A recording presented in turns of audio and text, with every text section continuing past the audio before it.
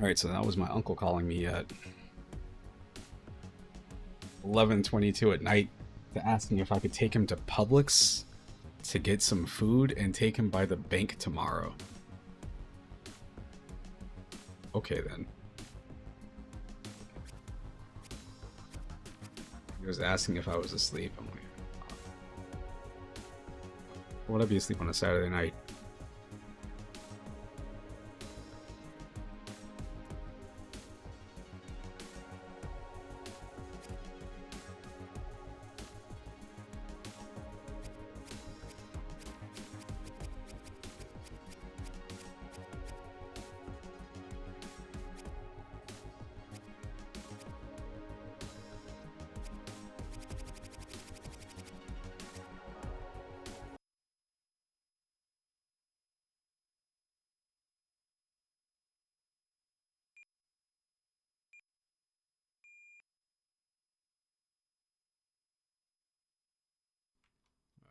I can read that just fine. I don't like that. I don't like this. Oh, there's no sliding. It just goes down and it's in. Okay, there.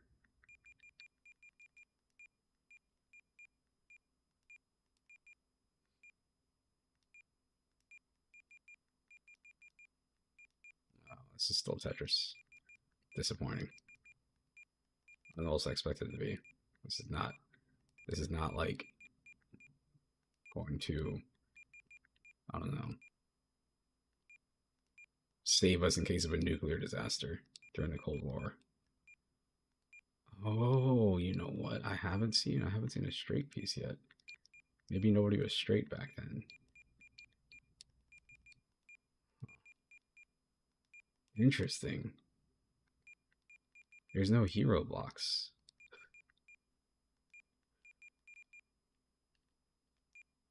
You can only rotate one way too. Interesting. Well, that's fine because that's how everybody ends up playing Tetris in the beginning anyway. When it comes down to it, everybody screws up and just rotates one direction. Okay.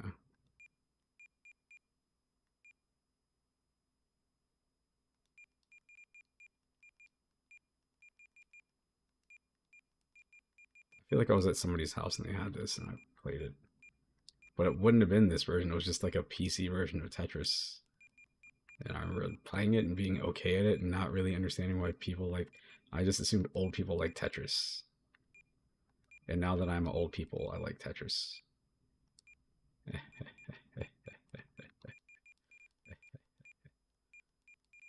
Just saying.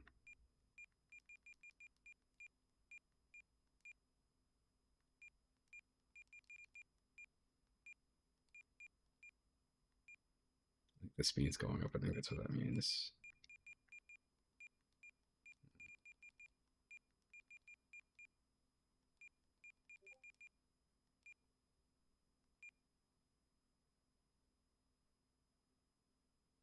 What? I do play Tetris like a boomer. I definitely do. Back in my day, Tetris, Tetris was. Uh, they used to call me Timmy Tetris. I got hairy legs.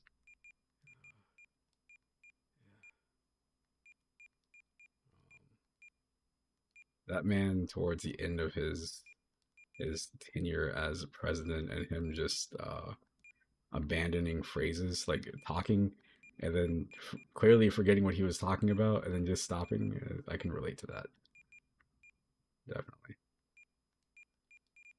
I'm getting more of the hero blocks now, but I don't need hero blocks. They're doing this is non-standard Tetris. I love it. Where you just get random pieces. This is why I think I hate the arcade one. It's like supposed to be the best one. Well, for people that like, there are people that like arcade Tetris more because that's what they grew up with somehow. I refuse to believe those people exist or they're real, but I've heard it on podcasts and stuff.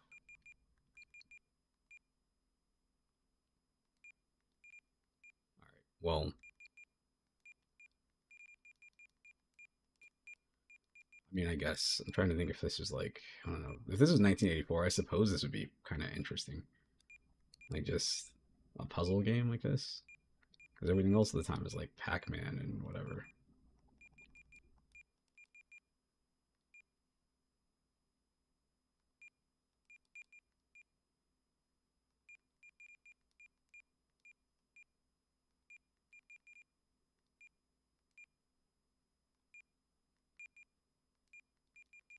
Oops, I forgot I was going to text former guy that worked there to see how he's doing. I've been texting this dude to make sure see how he's holding up, because he got fired. I'm like, I see why this man got fired. I'm not 100% on the on board with him. He should have still been there because that dude wasn't doing what he was supposed to do. But at the same time, I was like, man, the way that they fired him was super messed up. Of giving him a new position and be like, oh well, you know what? It's been within 90 days, so we're gonna go ahead and terminate you. I was like, that's messed up. That is absolutely wild. Like that man had been working for the company for like a couple of years, technically, and his former manager didn't transfer him into being they kept him as seasonal. He'd been there for over a year, and she forgot. She's like, "Oh, I forgot to get his paperwork in." It's like, "You did what? You left that man as seasonal for a full year?" He's like, "Oh, where's my vacation time?" I was like, "Oh, you've been here for a year, but it's seasonal somehow." Anyway, whatever. Yes, he was terminated. Okay. What? How the fuck do I not play this? I want to play good Tetris. Tetris 1986 from Academy Soft for MS-DOS. This is the one. A largely completed version of the original Tetris for MS-DOS operating system ported Alexei Pajitnov's Pascal code by Vadim Gerasimov. I don't know. This version of the game, which added color graphics, was widely shared via floppy disks. Ah, yeah, yeah. Made in Moscow. I like this. I like how this says that this game was made by two people, but it seems like it was made by one and the other person was forced to share it.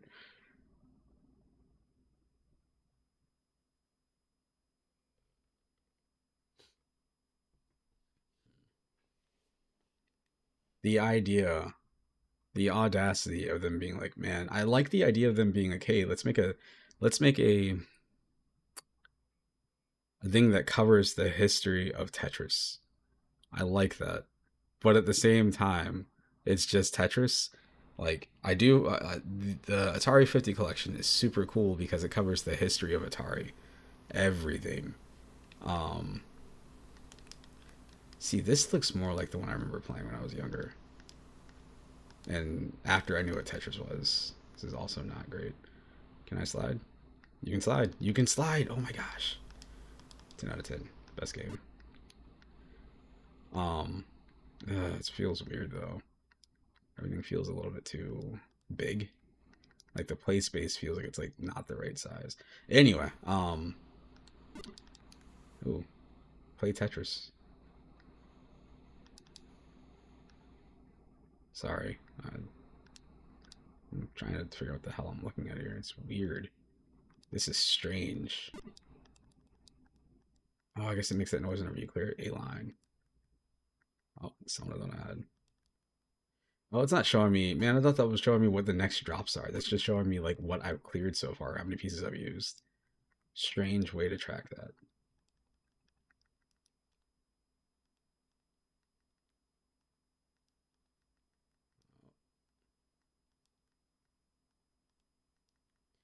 Put this thing in here. I'm still looking over the side of the screen, expecting those pieces to be the next one that show up, and they're not. That's just pieces. I just keep seeing that pink piece on the top.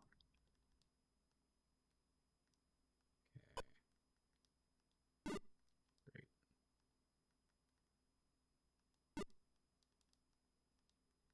Playing Tetris with no hole pieces.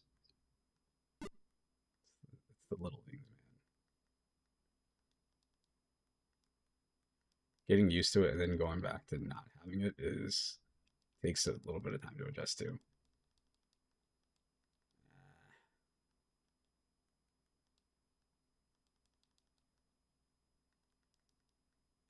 Oh, damn it. Now I have to try to clear that out. All right, whatever. It's fine. I can do that.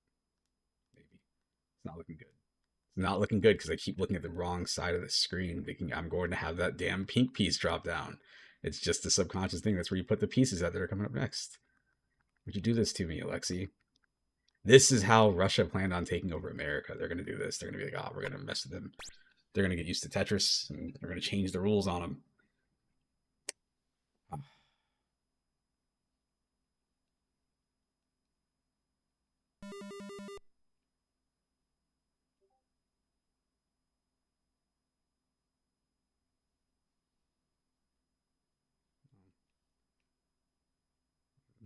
Some joke in there about being.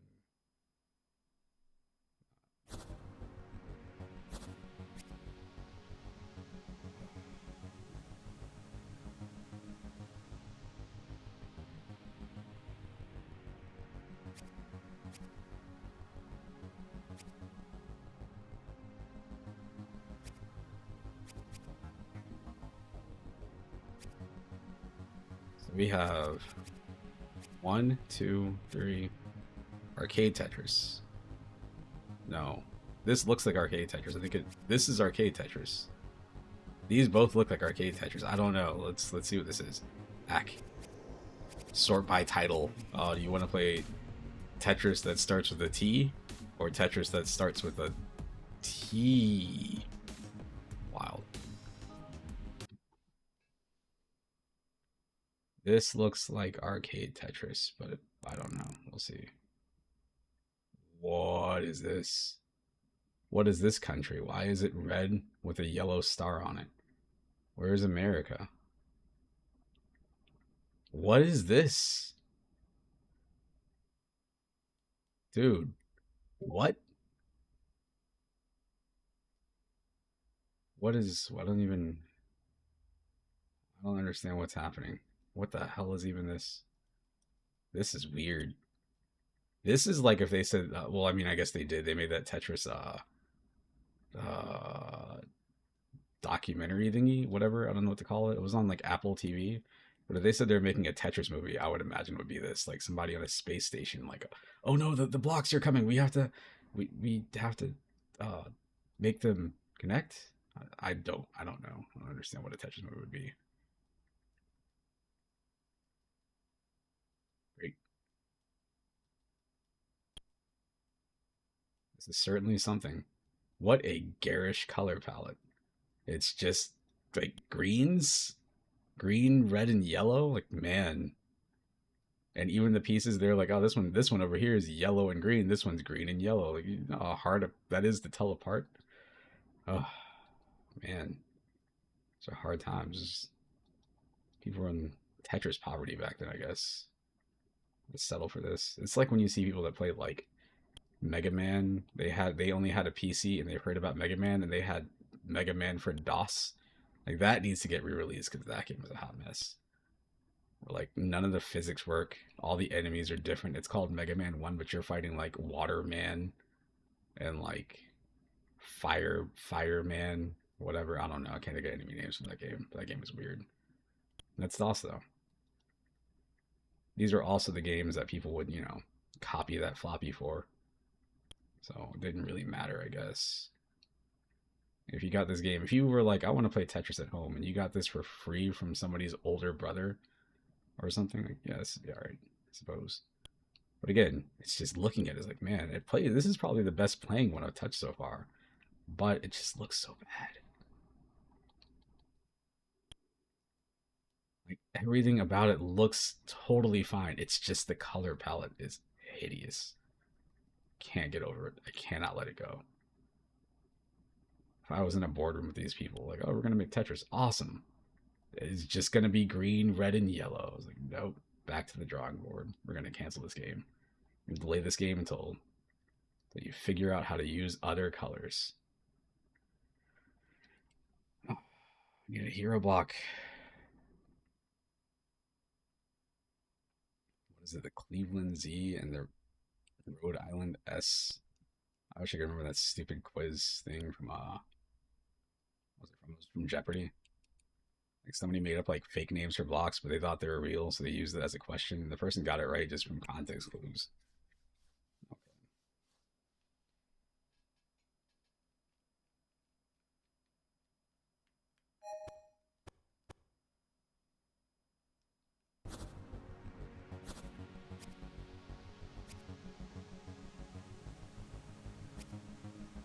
What's the difference in the Apple II version?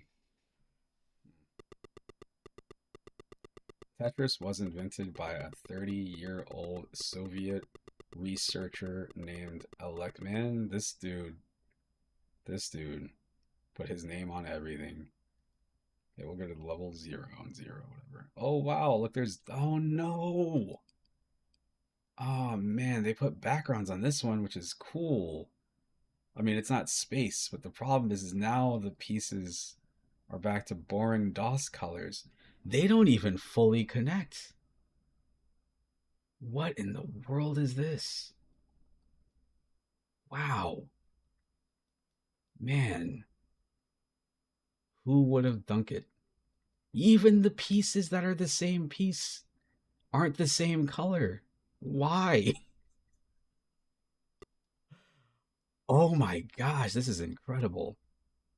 Sorry, is from a historical standpoint, it's like wow, they've come a long way. But it's weird because the games I played before this didn't have this problem, and now all of a sudden they just generated an issue. There's no reason for each piece to be a different color. It's like they established, like, you know what, this is a good idea. Let's not do it. Let's fight the system. Wow. I think the thing that's throwing me off the most is that screen warping. I think it's supposed to be simulating a monitor. Maybe that's why it's doing that. But the color thing is weird. You can't look at the pieces and think like, all right, I know what I have coming up because it could be anything. I have three of the same piece in three different colors. There's a fourth one in another color. Wild. I wonder why they did this. I guess it'd be in the documentary. I would hope. They changed the background. I hit level 1 and they changed it.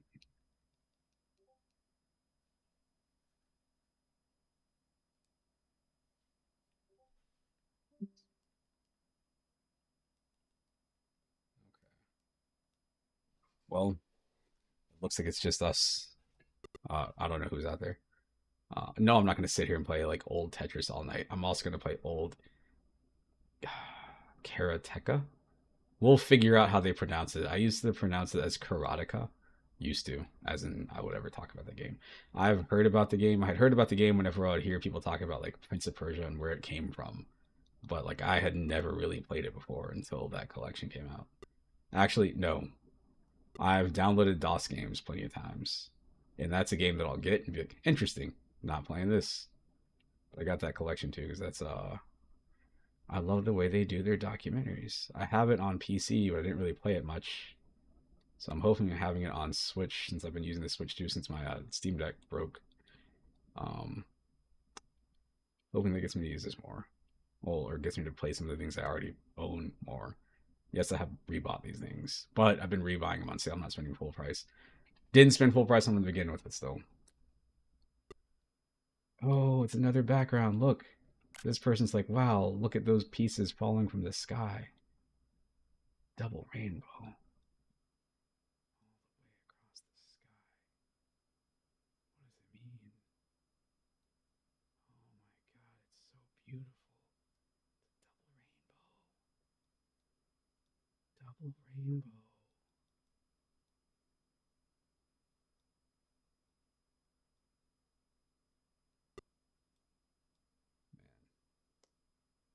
Double rainbow.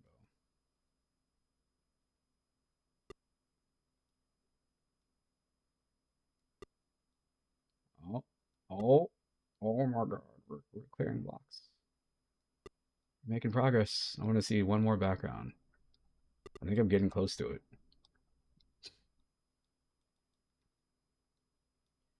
Again, the thing in this version, it's It's that they don't fully connect. It's that they don't fully connect. Also, hey Jen. Um, and they're different colors for the same block. It's so weird. Like they're not even like right. If you look at them right now on the screen, they're not lined up. I wonder if that's. Whoa. What did I just? I gotta. This is the port of what?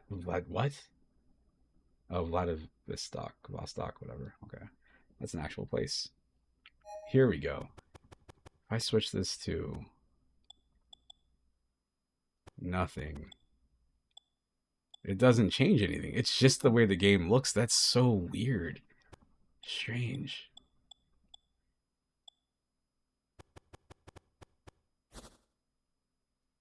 Now it's on a curved monitor. Okay. All right. Yes, this is also going to. This is going to murder me. Okay, that's another one. That's another Tetris. Now, you've seen Tetris and Tetris and Tetris and Tetris and Tetris. And how could we forget Tetris? But now I'm introducing Tetris. So what's funny is that this is Famicom Tetris. This isn't Nintendo Tetris. This is from Bulletproof Software.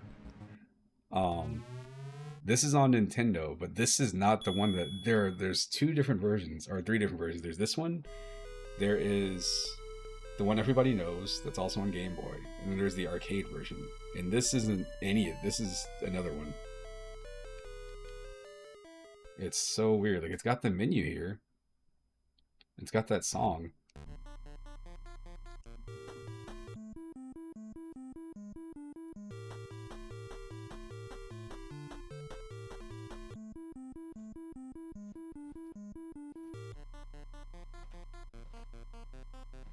It's my dog scratching at my sheets in the background.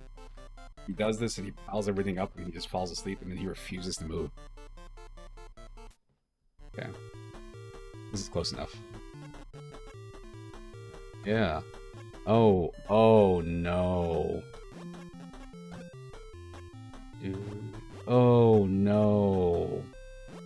Oh. Why did they do this? Alright, so what this is to drop the pieces, you press the button that you would use to rotate. To rotate the pieces, you press down on the D-pad.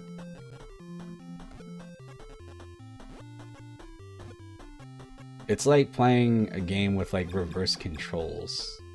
It feels very weird. It's weird how it feels like what they're trying to do is like innovate Tetris, but not really innovate it. They're like, hey, what could we do to ruin this? Let's see what they'll let us get away with. If you ever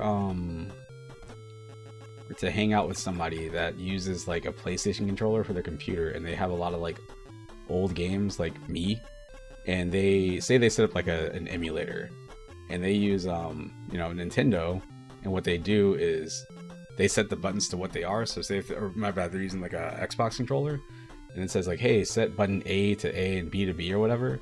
That's backwards. Nintendo buttons are always backwards. It goes left or right to left with their alphabet. So if you play it the other way, that means if you play Mario, that means the jumping will be like the other button. It feels illegal. That's how this feels.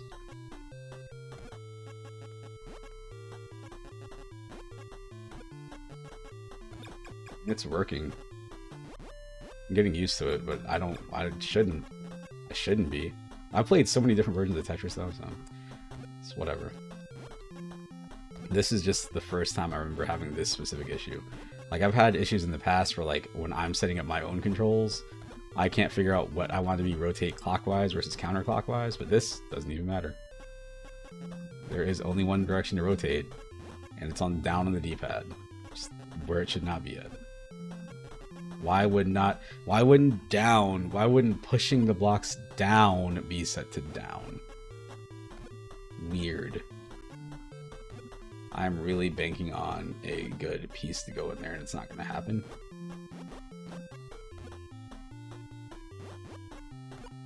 Oh, I got one. Take it. Got another one. Got another one. I'll just keep these over here. That's the hole for the long pieces, if you know what I mean. Still round 0, stage 0, weird. It hasn't sped up yet.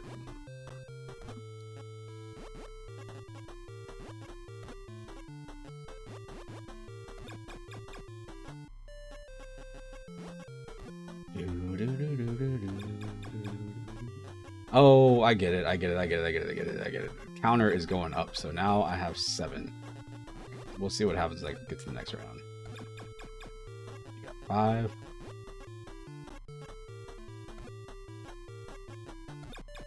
I'm like looking at these pieces and I'm questioning where it's going to drop at, because it feels like things don't necessarily line up how I'm expecting them to. It's okay. Here. Here. More.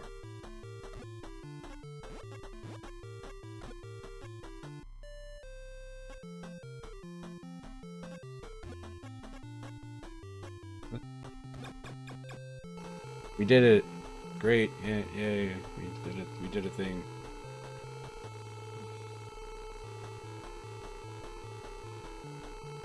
Oh my goodness. There has to be a better way to do that. This is just full of annoying sound effects. This is the kind of game that, like, if you had it as a child, your parents would come in the room screaming at you to turn that damn music off, and you wouldn't get it. Like, I like Tetris. I'm playing an educational game. Like, hearing it now is like, doo doo doo doo doo doo doo doo. I was only in that game for maybe 2 minutes, and that's already burned in my head. What is Weltris? It's his first sequel. Oh no. So he tried to shift it from, instead of being like a side-scrolling thing or whatever, like, you know, it's just dropping down like vertically, you're looking into the well. This is kind of how, yeah, weird. They don't have, what's it called? Tetris Sphere, or, well, I understand why, but Virtual Boy Tetris is also like that, I think.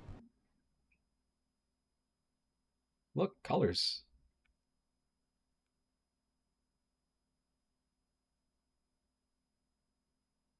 What?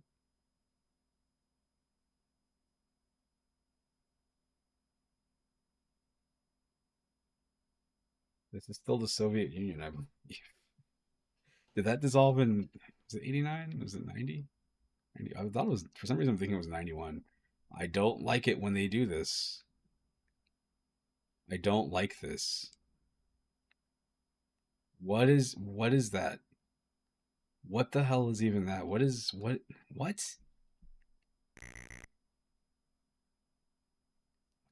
that mean?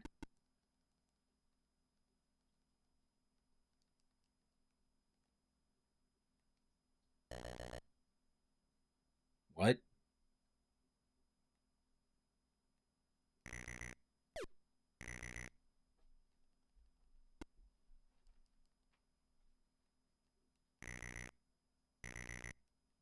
What are we looking at? I need to figure out what I'm looking at here, because I don't necessarily understand. Oh, check this out. It's gonna go to the walls. This is a nightmare.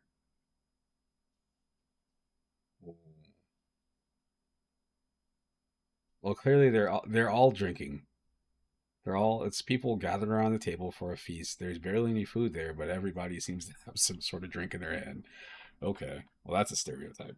Sure.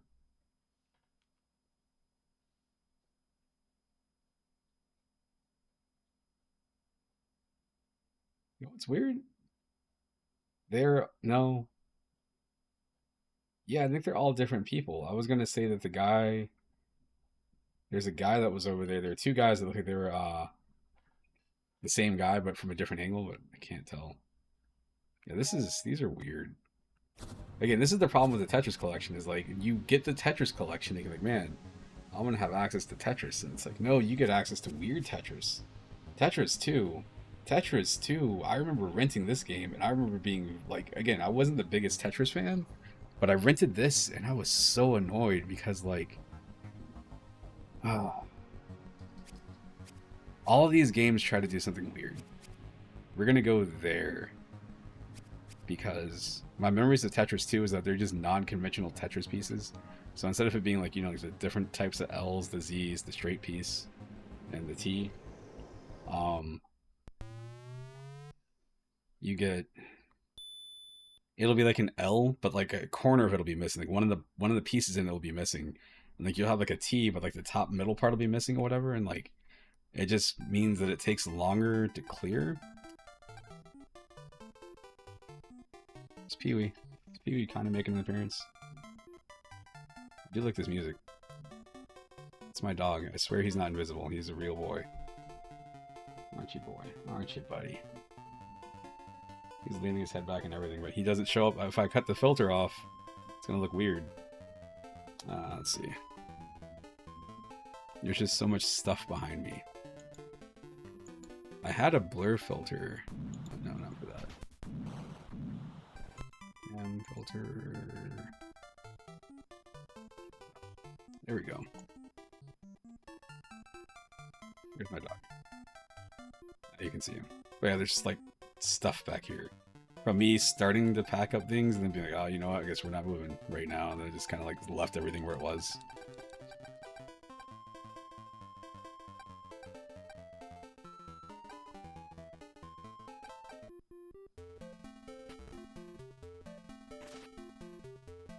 This even scrolls weird.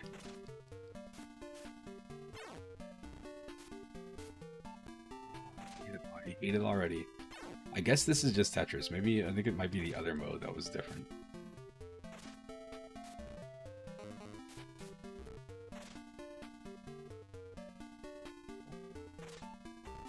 This scrolls like smooth in a way that feels also illegal.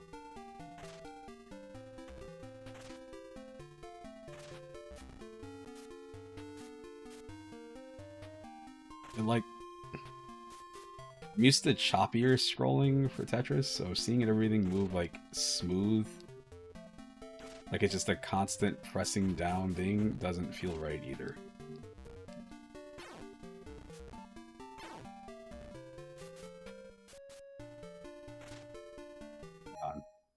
Let's reset. So I'm pretty sure Tetris 2 is the one that has the weird pieces. Maybe I'm wrong. I can't be wrong. I'm Jason. Oh no, it's gonna make me have to register my name again, I think. No, it's still here, thank goodness.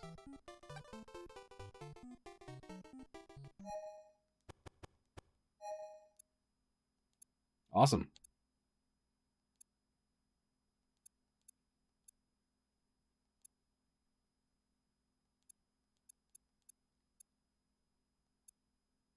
Don't know. Maybe this is something else. What is... What? What the hell? Like, not understanding what this is saying and just seeing the word construction and there's just trash at the top of the screen. Like, what? Sure. Okay, then.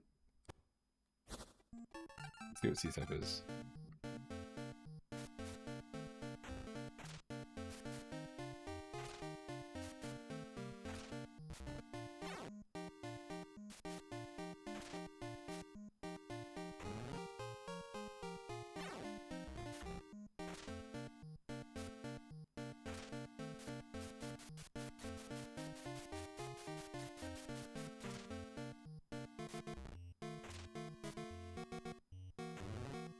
There's so many other versions of Tetris that aren't in this.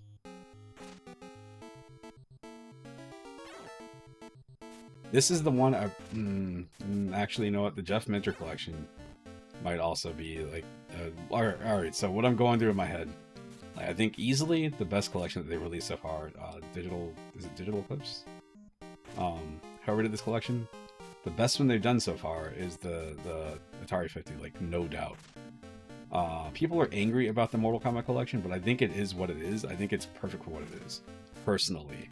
As a person who played Mortal Kombat back in the day, there are people like, oh, it's not fair, it's too hard. Like, that's just how Mortal Kombat was. Those games were, like, impossible against the computer. but you play them anyway because you know it's the 90s. It's what you had time for. Or you play it with somebody, but the problem is I guess the net code isn't great. But I also didn't really go into it expecting it to have online, so I don't really have that same like, oh, this is unacceptable. Like, I'm just like, it's whatever. It's just another weird thing that they've done. It's a weird bonus, like a cool bonus that you can play all these games online. Part of the problem with that collection is that you can play all the games online, so if you want to play Mortal Kombat 2, there's like 6 versions to choose from, and it doesn't tell you what people are playing, so you're just matchmaking hoping somebody's playing the same one as you, which usually isn't the case. And there's no cross-platform yet. They're adding that in later, but again, adding stuff like that into a game later is always like a death sentence to me. Because you'd have to hope that people want to go back to your game to begin with, and if they had issues in the beginning, it's not going to happen. Unless you're No Man's Sky. Again, not everybody is No Man's Sky. Most companies are not that. It doesn't matter what they think they are. Oh no. Oh, it took a second to lock in and made it slide.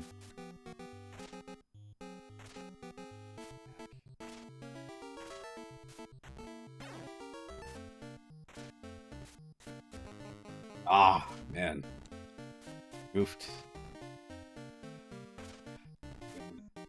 I'm gonna Tetris die. Oh god. Oh man. Gotta come back. Gotta fight back. We can do this. Thank goodness for that slide right there. Oh, like that. Like I went above like one spot and all of a sudden the music got all frantic again.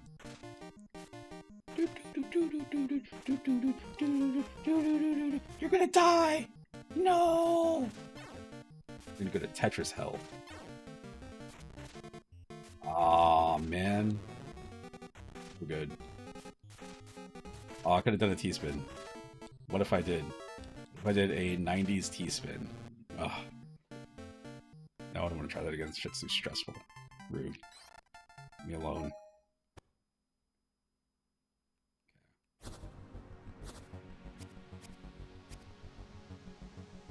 This is popular. This is one of those things that people want them to bring back, but I don't know why. Let's see.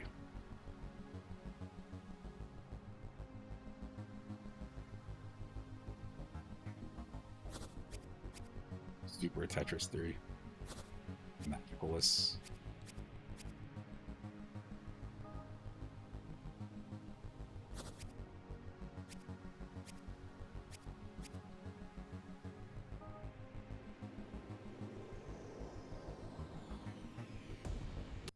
So this is a mode that they came up with on their own. They're like, hey, how do we make our own Tetris thingy on this? They did this with Atari 52, where they took like a handful of the games that were in there and like reimagined them as like modern games.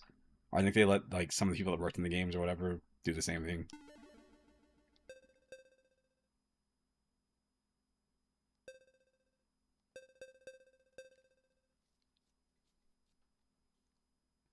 Okay.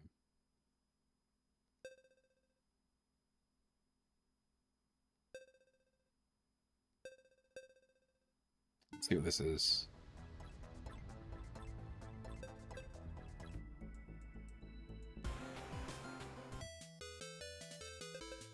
What you want? You want Tetris? I got holds. I got hold pieces.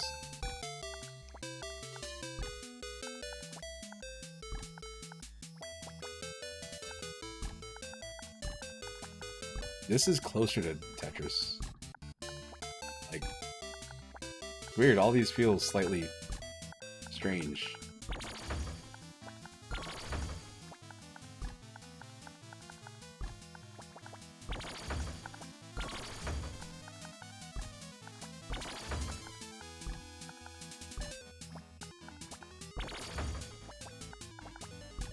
Oh man, I was playing this, the music is, they're having a solo right now or something. You hear them? They're like improvising. They're doing like Tetris jazz. Snap.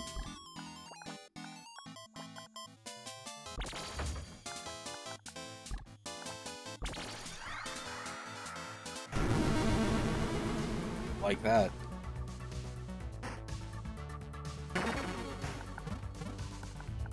Clear a double. That amount of time? Oh, it's like an apple. Oh, stuck.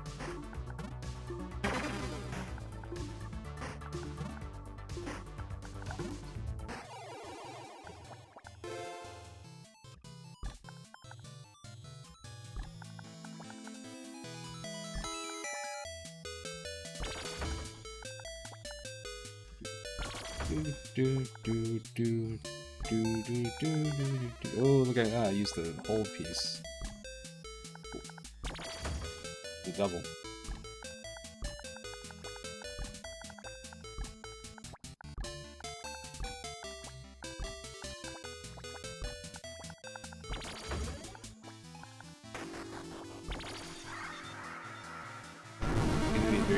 What is this? Your big bomb.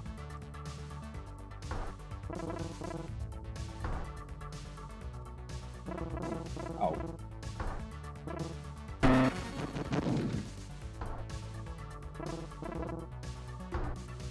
What do I do?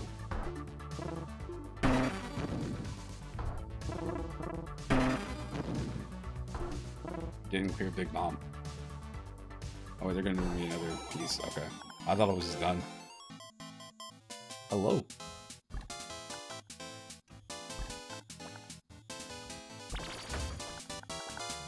This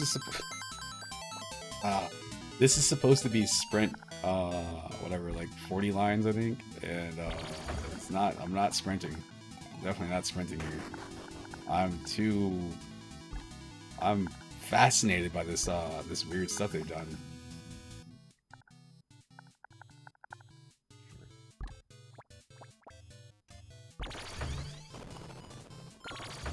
Okay.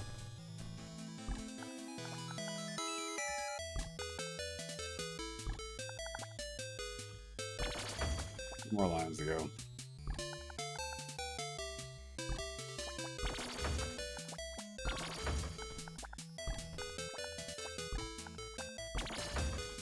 You know what's weird?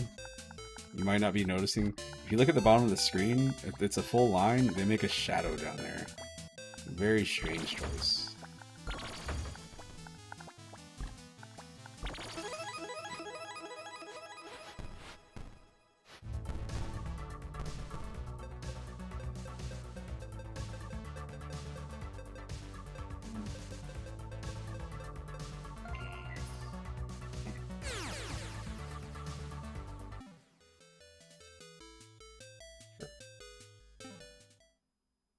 I think it's Modern Marathon. Oh. Ew.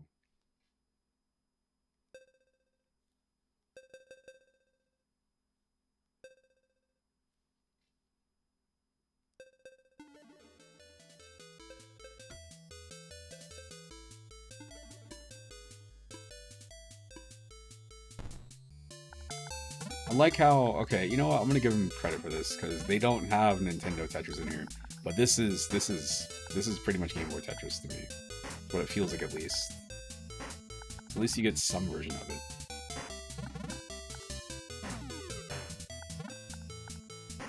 They even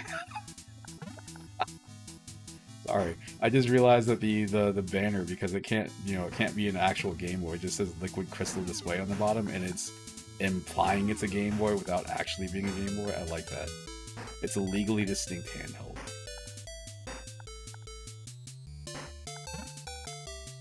Might as well say dot matrix stereo sound on the side.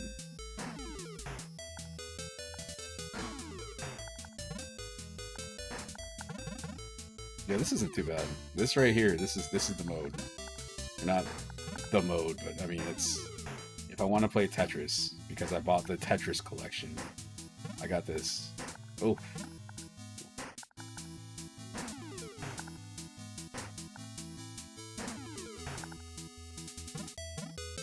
There's no fast drops on this, so you have to push it down.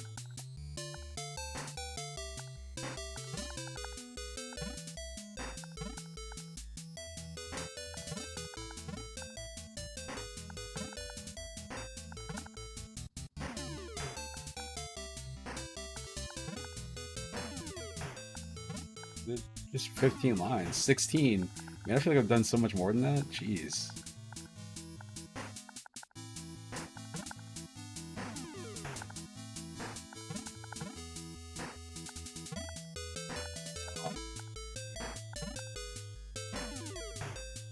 I was looking at the side of the screen trying to see what I had over there. How many lines I cleared.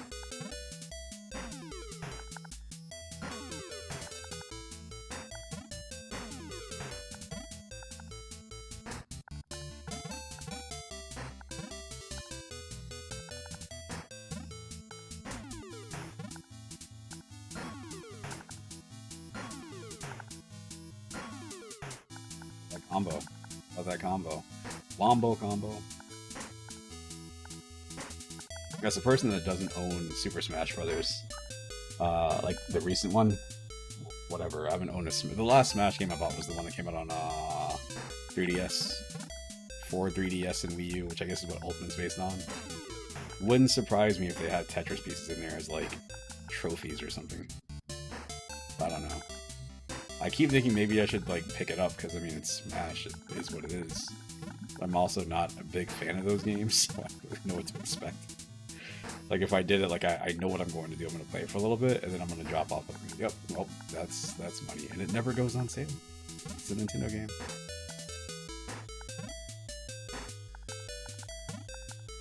Oh, good, man.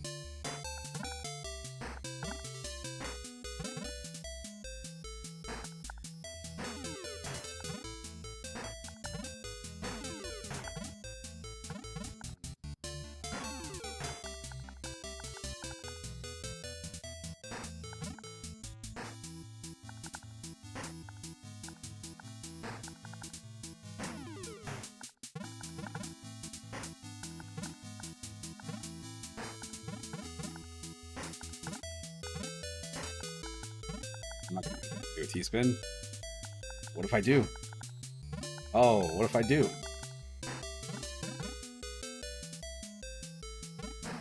Oh, did it wrong. Got my buttons mixed up. It was a waste of time anyway.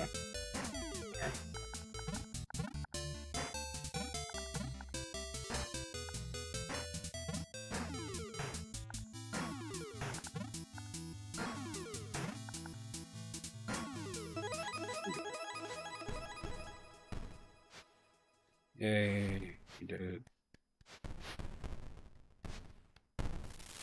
Good job.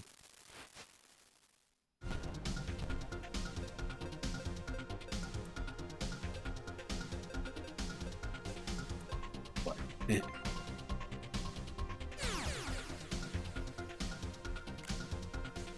This is the definitive version right there. All right, cool. Cool. Now we got this. Let's open this up. I'll be right back.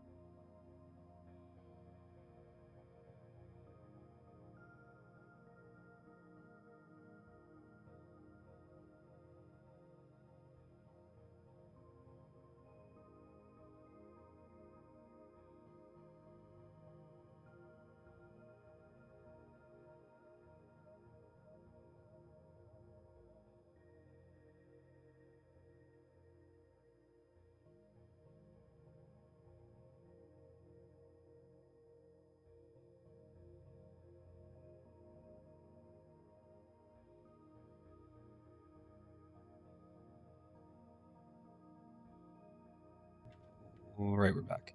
We're back. Okay. Where's my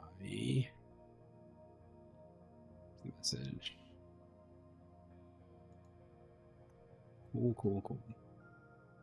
So I can drag myself down to here. This is also why I keep the background transparent, because, yeah.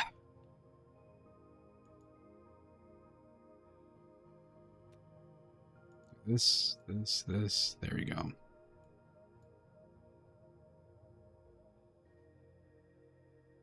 Sweet.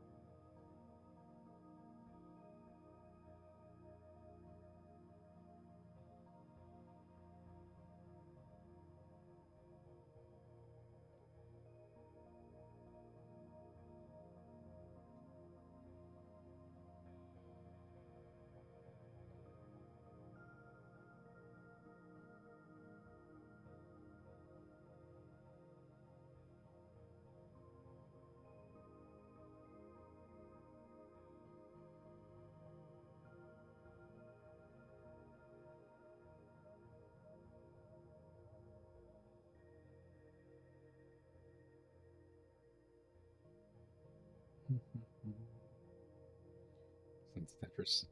Yes. Yes. If you didn't know, I'm using. This isn't the controller. I mean, this is the controller. These are the two Joy Cons for the Switch 2 on the controller thingy, whatever the controller grip. Tonight might be the night. I might finally load up Mario Paint so I can play that damn fly swatting game. We'll see.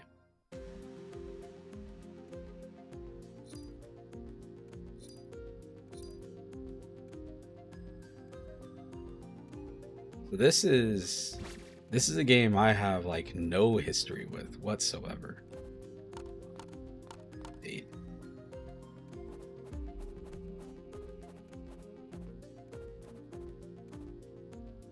As you can see, it's just two games, the collection. Like the Tetris thing is the same thing.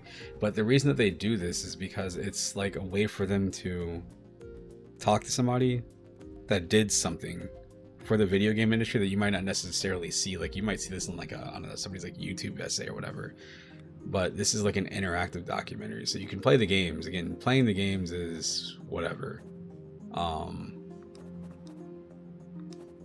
Let's see what this is. To watch.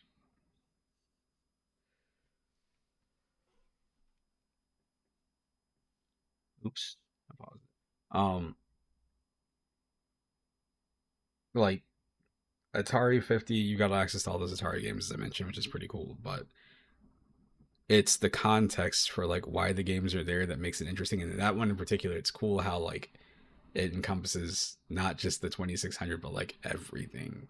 I think the Mortal Kombat collection is cool for the same reasons. Like people are like, oh, why do they have like so many versions of Mortal Kombat 1 and Mortal Kombat 2? I'm like, to me, that's what I'm there for. I want to. It's a documentary. I want to see all that stuff.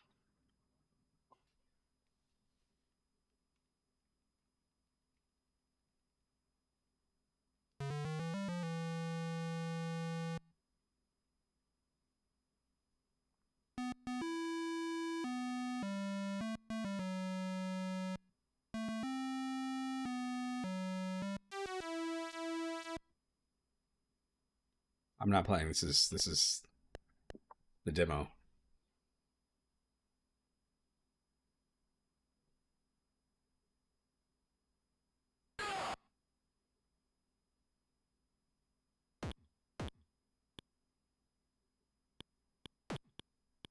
Gotcha.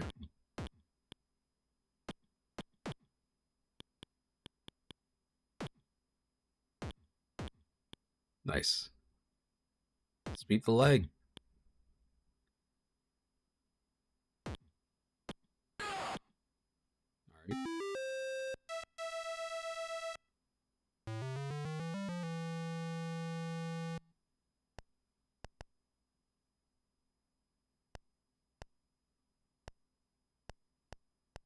He managed to give her Heaving, it's not, they're not heaving. They're just there. It's fascinating.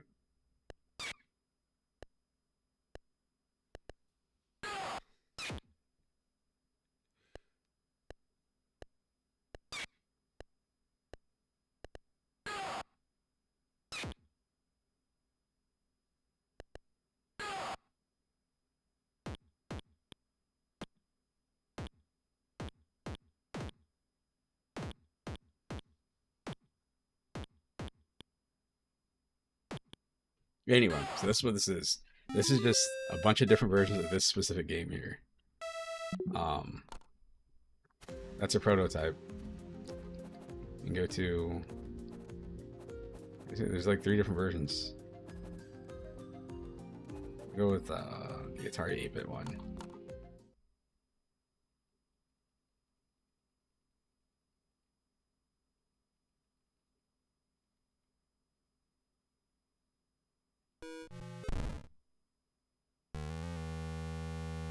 On this one, she's got a front and a back. Wow. She's so overcome with grief.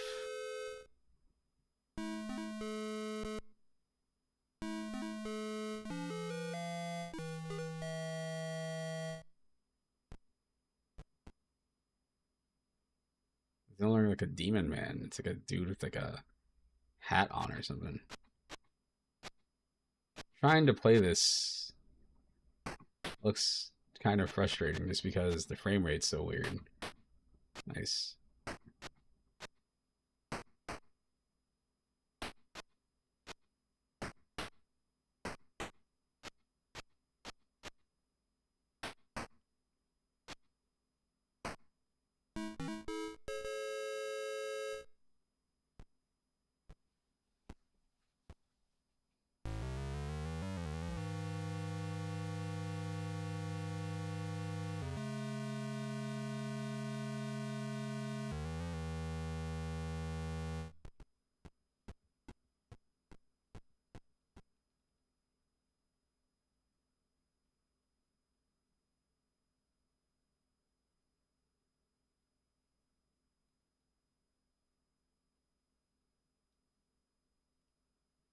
Okay. Well, that's literally all the game is. It's just different versions of the same game. There's this.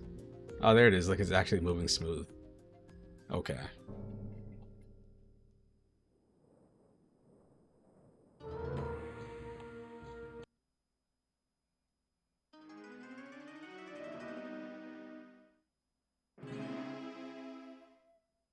Yep.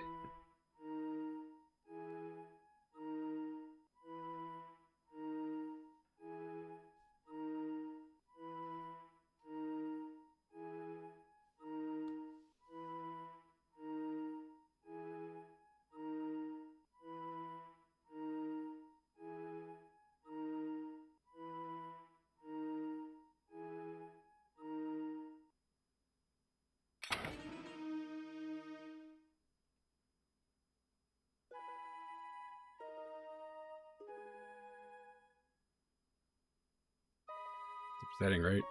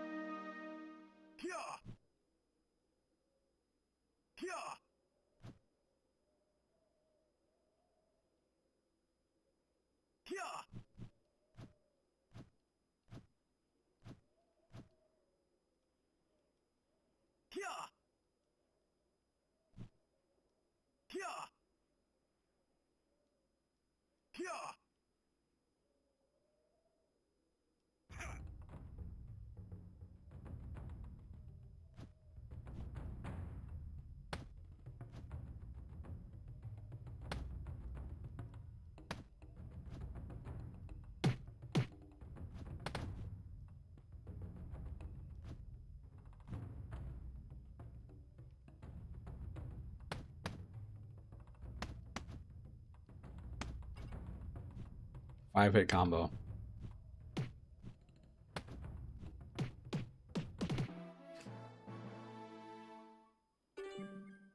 Respectful victory. Alright, cool.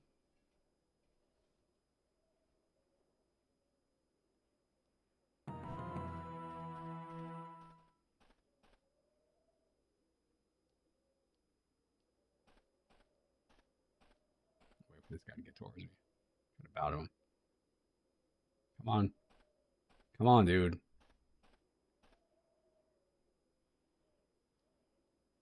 Trying to be respectful.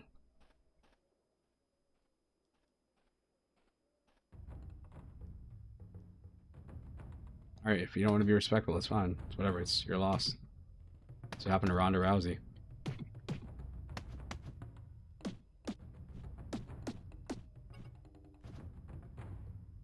Got him.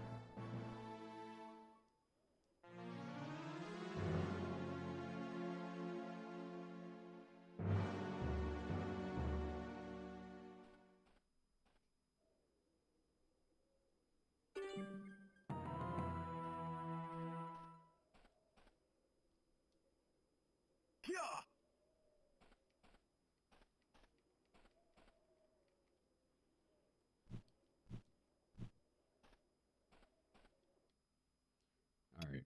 Well. Okay. Again, that's just the problem with that collection right there. Both of those collections is they focus on two specific things. When you have something like Atari 50 or the Mortal Kombat collection or, bless his heart, the Jeff Minter collection, at least you have like other things.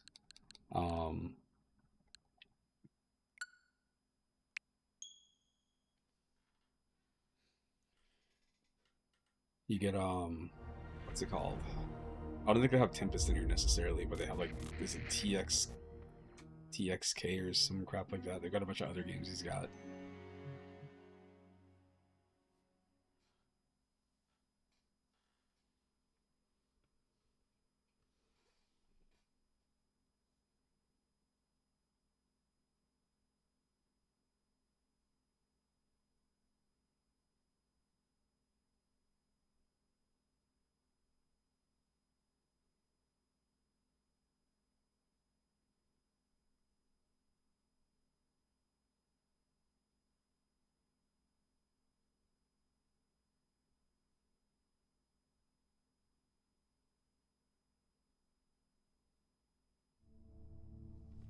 Sweet.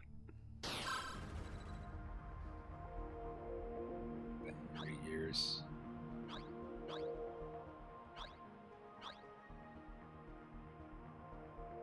You know, looking at the space stuff right here, it wouldn't happen, but I feel like they could pull some strings and make a collection like this for, like, Ultima.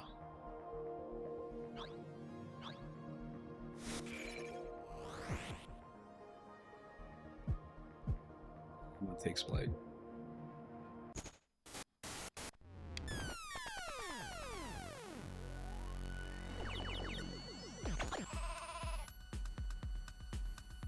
I can't think of Jeff Minter without the word legend in my head. He's been around the industry for many years and still makes artful games that have influenced a great number of people. I always found Jeff and his games fascinating because you know, Jeff was so distinct and he's just so unlike anyone else. And he's one of the true originals, one of the true iconoclasts in gaming. Like there's no one else like him. Like if Jeff didn't exist, you'd have to invent him, right? Because someone has to be that guy. There aren't enough people like Jeff. He is in his things. What he makes is him. Whenever people talk about this guy, he's like, he makes his stuff. The whole point of the artistry when I was younger was this notion that it's you in the thing. It is an extension of you. It is part of you. It is part of your character, your personality. What he's making is stuff he makes out of love, and that's always been present in everything that he does. I think that's just one of the things that makes the games lovely, that makes the games are so integral to Jeff, and Jeff is so integral to the games. Obviously, I was a big fan of Jeff from the 80s. I think he was one of the main reasons I got a Commodore 64 after having a Spectrum. After seeing, I think, Sheep in Space and Revenge of the Mutant Camels, I thought, oh hello, this is interesting. It was this lifestyle, cultural choice that he'd made, which was so different to everyone else. Everyone else was just a company or a product, and Jeff was Jeff. he was in magazines talking about his life. He was talking about what interests him, what was different about the way he approached it. He was engaging with people directly, and Jeff was passionate about the art of making games, being himself, and if people like to pay him money to do that, fantastic. The way he dressed, it looked a bit rock starish and hippie-ish as well.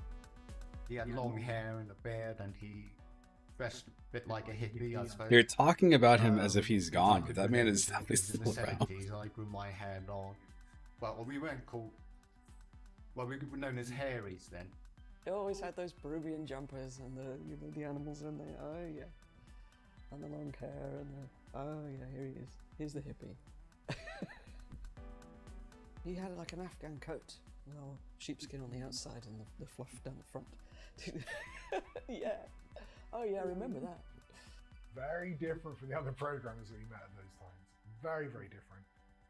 It's somewhere between being very rock star and not rock star at all. I can't quite decide because he will just dress how he likes and speak his mind, and he's very lovely and very open to speaking with everyone. And it is very interesting to see someone who's never really fallen into the trap of wanting to conform to what the industry thinks anyone should be. Jeff's always just made peace, I think, with living in the sideline. He's never given up on game design as a discipline, as a vocation. It's all very much work, but it is like, you know, this kind of peaceful kind of compromise between like, this is going to be the work, but I'm only going to agree to do this amount of work for something that I really love.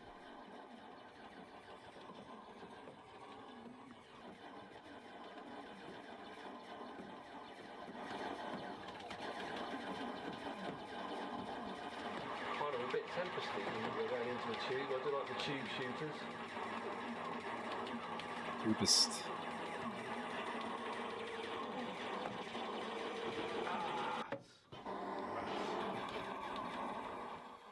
I've been lucky that I've so far in my career I've always managed to work on stuff that I want to do, and I guess I just stubbornly want to carry on doing that. Really, I don't want to sort of compromise that in order to potentially make more money or whatever. I'd say I'm definitely off mainstream. I have kind of a tangential connection to the traditional game dev scene, I think. I want to enjoy what I do. I want to feel happy with the things that I've made, and I want to make things that I want to play with. Yep. This guy makes these really weird games. Obviously, he's into llamas. Really into llamas. But he's got... Grid Runner is a game I know of. I think I know of Laser Zone too. Let's see. Hover Bobber. Mutant Camels.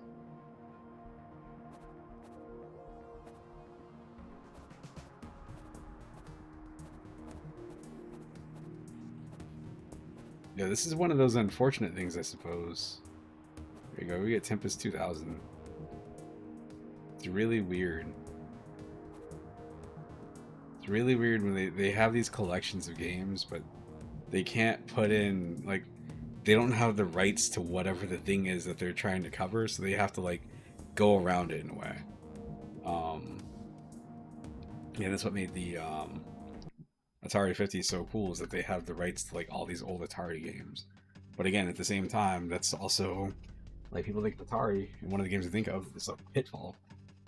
For me, I'd like the game Hero, and some of those games are Activision games, and like Activision isn't going to do anything with it. They're old Atari games, but they're also not going to let anybody else use them either.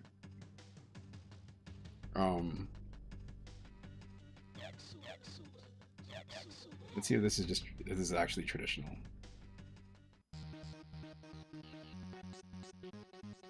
Yeah, so they used to call these tube shooters. It's a game where it's like, picture like a Galaga type game or something like that, but instead of the pieces like flying down from the top of the screen, it's like a tunnel. These are supposed to be like maze monsters or something like that. I forgot what they call them, but they're trying to like get out, so you have to like shoot them.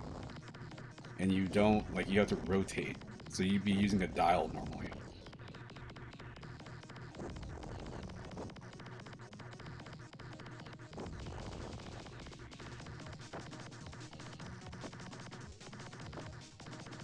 Friend had this. He got his dad got him I don't know why he got him a joystick for the PC. Back in my day, when people played games like Doom, they used joysticks. Damn it! People would use joysticks to move, and they would have like, I think it was, I don't remember what it was. It was a really weird control scheme. But there are people that play like Quake tournaments that still do that, where they're like, I gotta use like a stick over here and whatever on this side. But he had a stick, and this is what it was like. This is what it came with.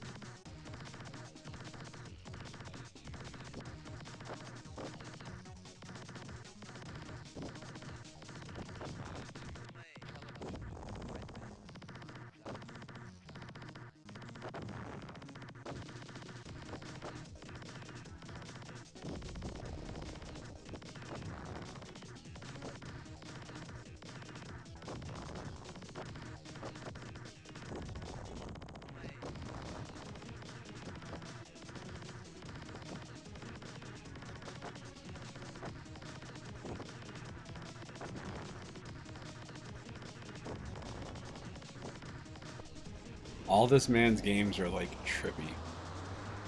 They have weird effects like that right there.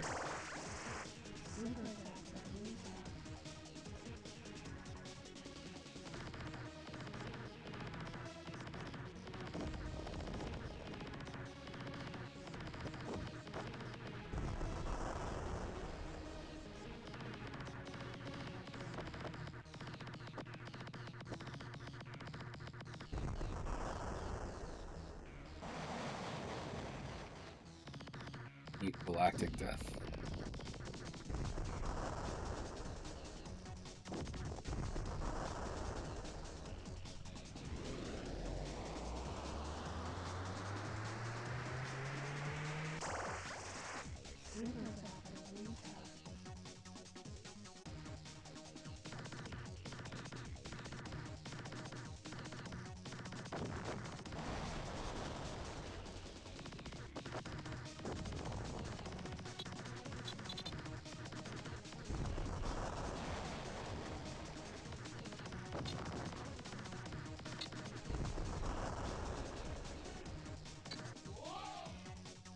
Oh no, they got me. Well, anyway, this is like the pinnacle of his stuff. Like everything feels like it's leading up to that right there.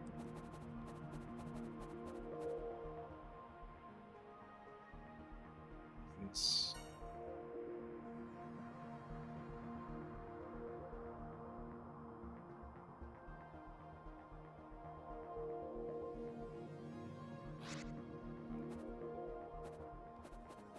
I appreciate the fact that they broke the games down by complexity too.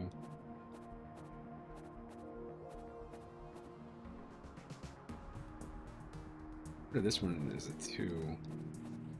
This is also a 2.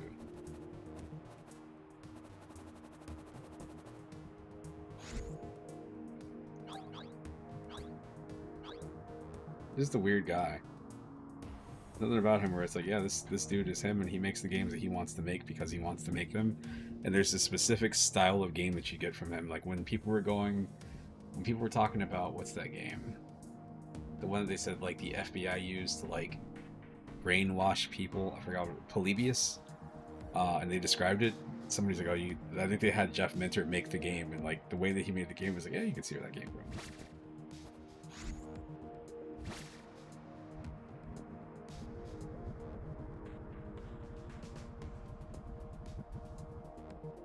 There it is. Polybius.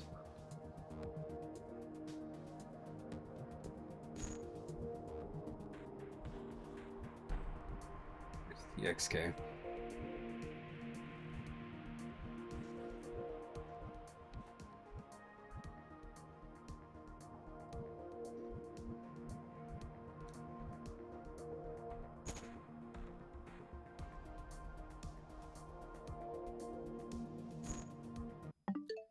so we got that. 1, 2, 3. Of course, there's Mortal Kombat. Atari. Let's give it a shot. Let's see how this works. I haven't tried this yet, so we'll see what happens.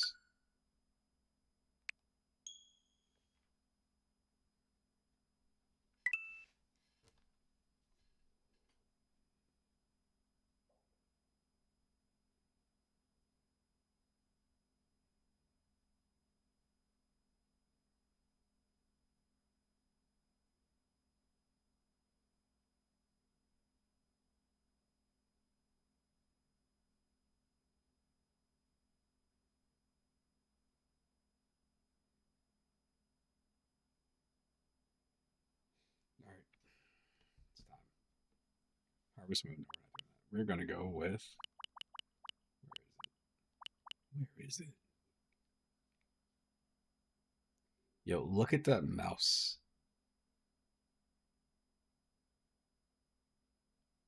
It's also like I remember when I was learning how to use a mouse on the computer. I think I used to hold it the same way, or like you would hold the outside and kind of put your finger over the top to hit the buttons as time went on. Like at some point, you get standardized the 2 big buttons or whatever.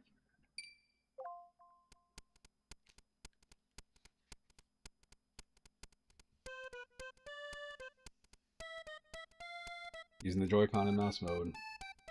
Finally.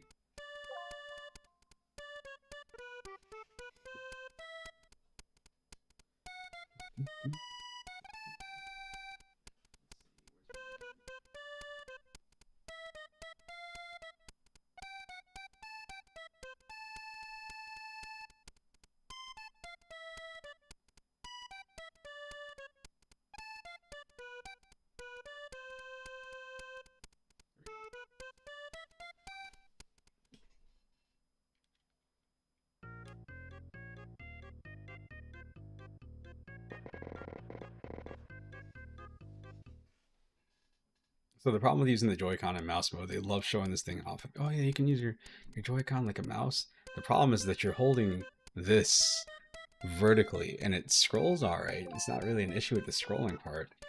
The problem is that the thing is like whatever, the left and right click or right here. What is that?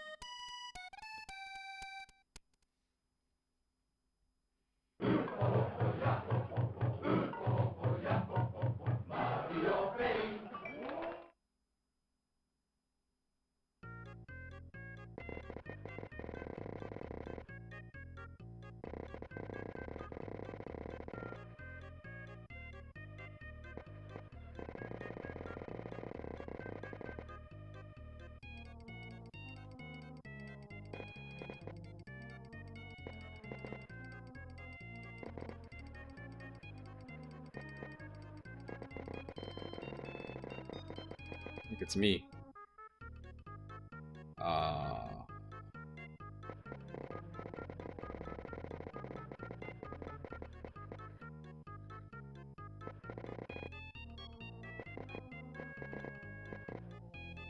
See, it's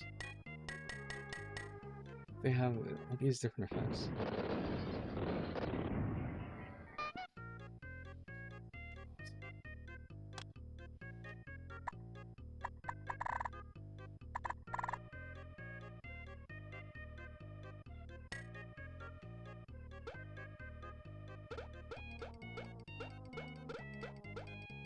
It's so weird how like this was just the thing that people used to just like do.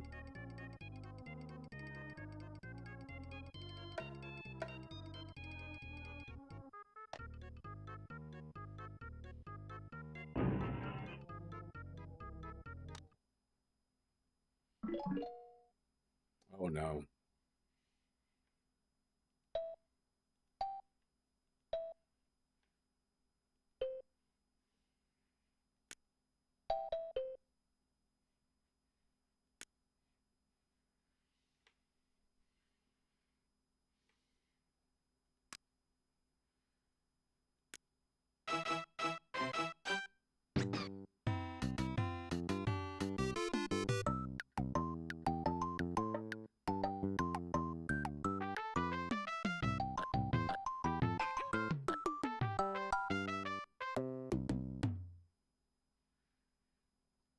was this one?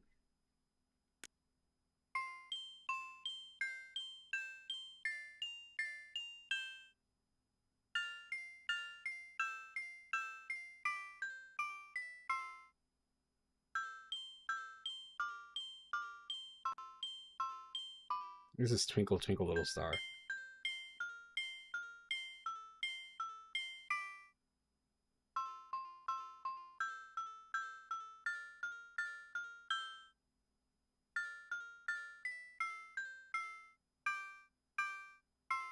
Sure, great.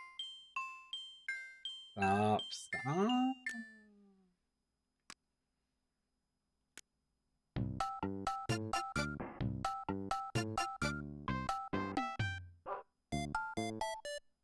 The pig.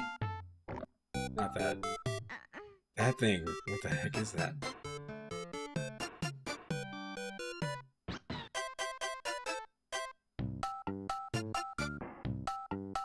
It's got a weird, like, moan sound.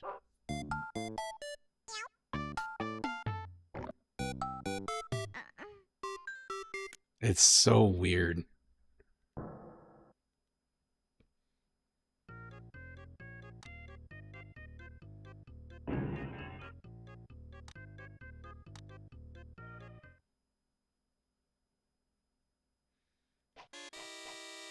This was it.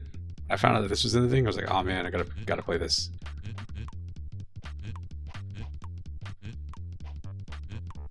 This would just be an aim trainer now.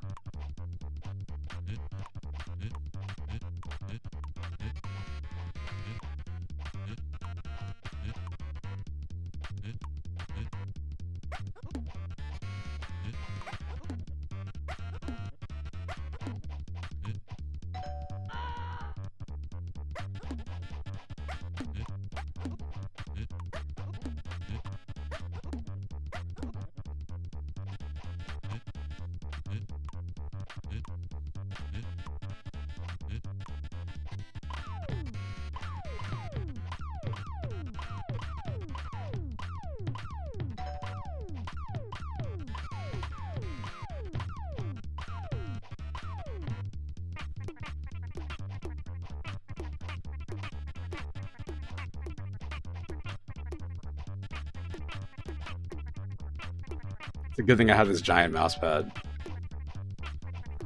Oh my gosh.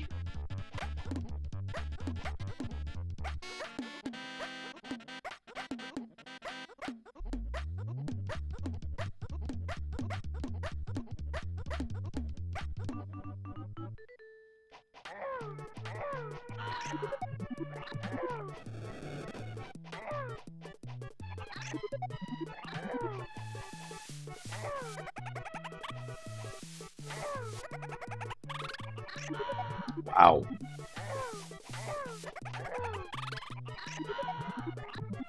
Jeez.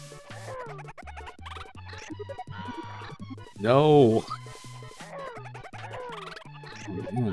Ah. Get on, dude. Come on, come on. Yeah, I got you. I got you, punk. All right.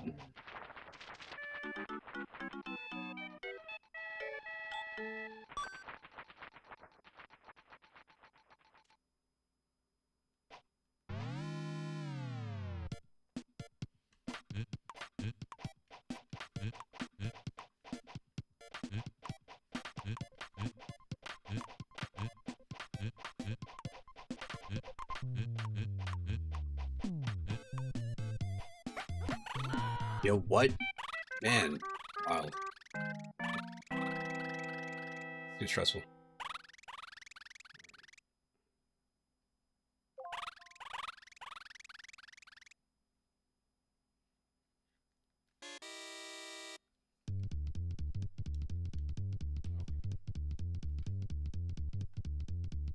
Well, Mario Paint is still Mario Paint. It's pretty cool that it's there. It's there to show off the mouse features, but again, using the mouse mode feels so uncomfortable.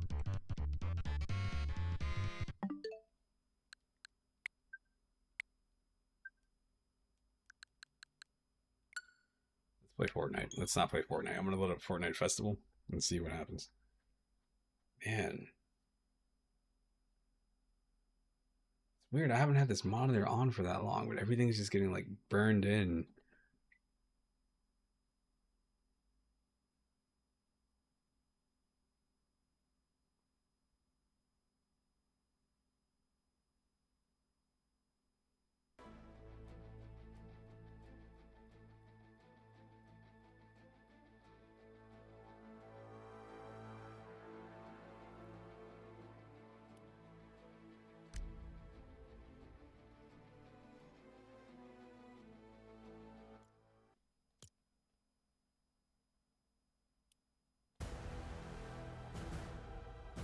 I mean, it was yesterday.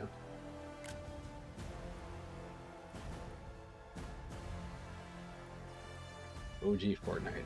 So this is the Switch 2 port, but all I'm going to be doing is this right here, I think.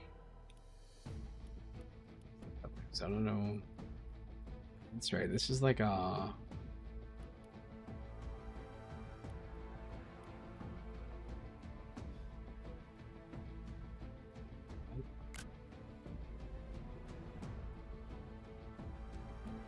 Man, I should have checked this out a while ago. Back when when they first added in Festival, I think I reinstalled it and I just didn't load it up.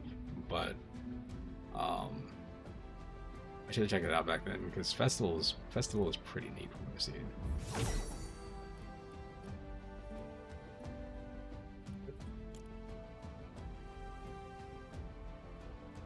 Although I claim.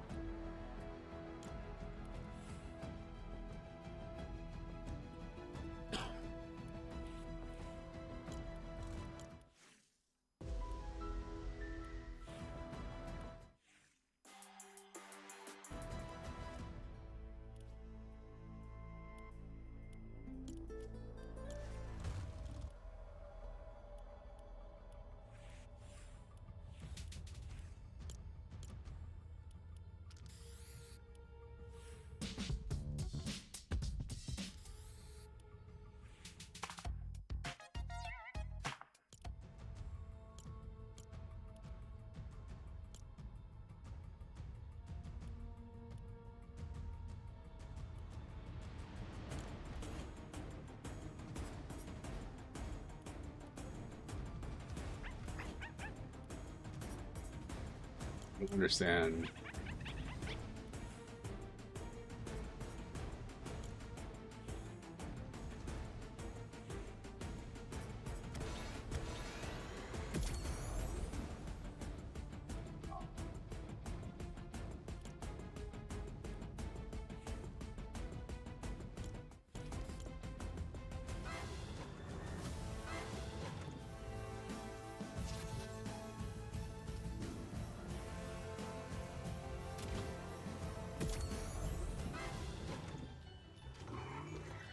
Oh, that's cute. All right, sure.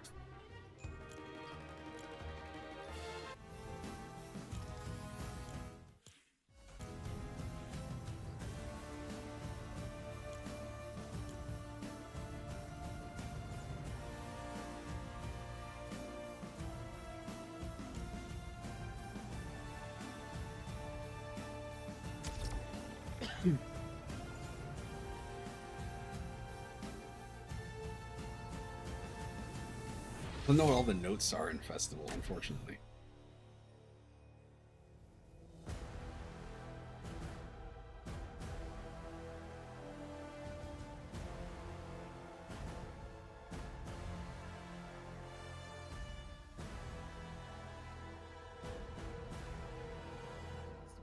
Dog in the background, just laying on the ground.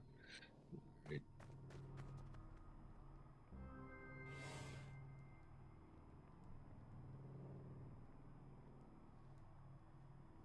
Somebody asked me what songs are in the game. I'm like, man, like it's not like it's whatever.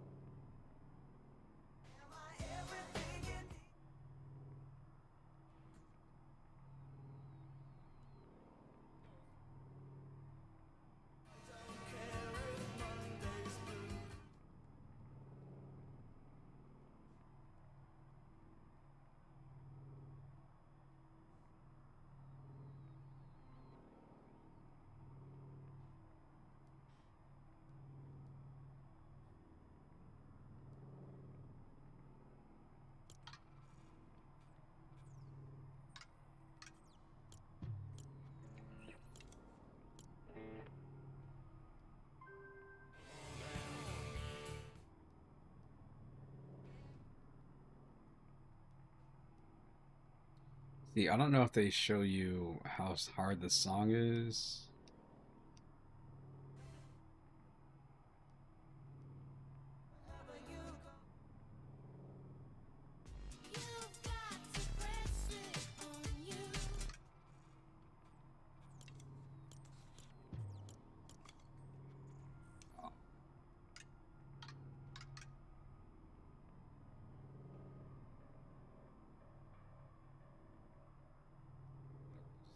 Stop. I think the controls that I had keep switching too. It's like I was using something and I want to say it switched over to the other controls, so I had to get used to those real quick. The controls were weird. It was like left, right, X, Y, B or something.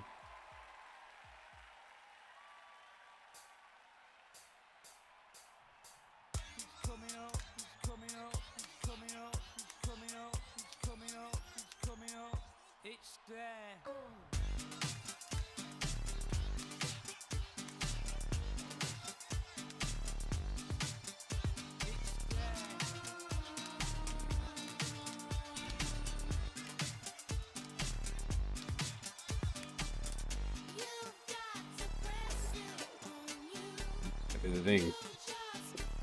Amateur hour.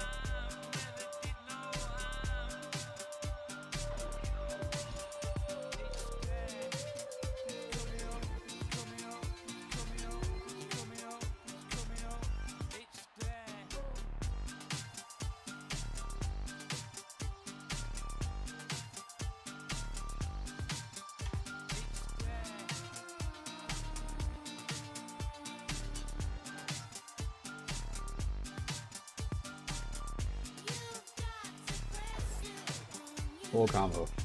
Good. Lost it. Oh.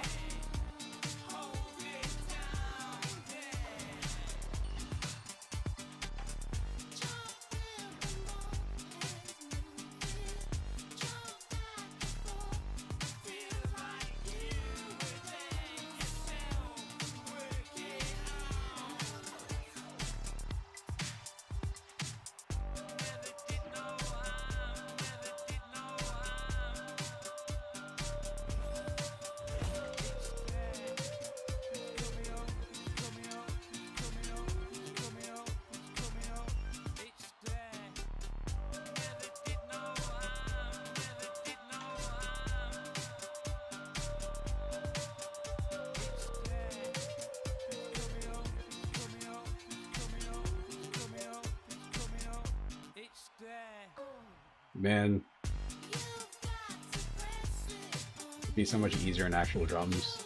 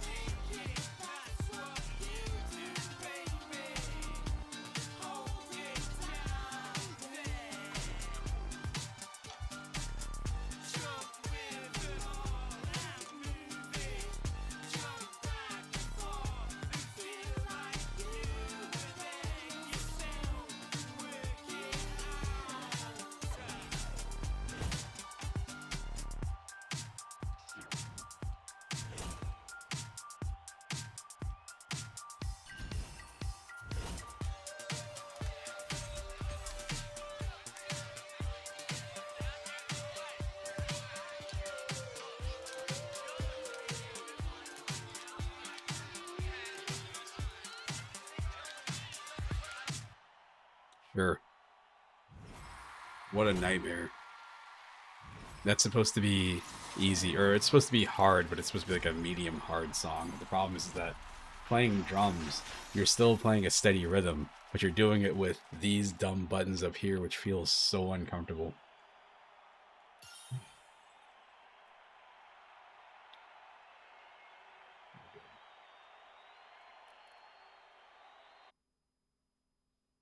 I wanted to say I did that tonight. This is what kept me up last night. As I was sitting here and I was you know, I should lay down, and I decided to give this a shot. And I hopped on and I saw, you know, the intro video for the Simpsons thing. I was like, you know, that's pretty cool. And I was like, oh, you know what? They got Festival in here.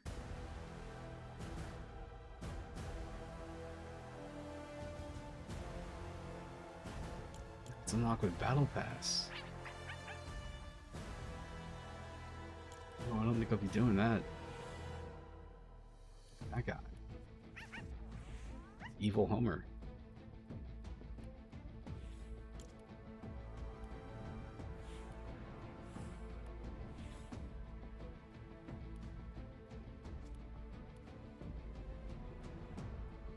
I don't understand. I don't know what I'm looking at when I look at all that stuff right there. There's so much stuff in Fortnite now. Like I don't understand any of this.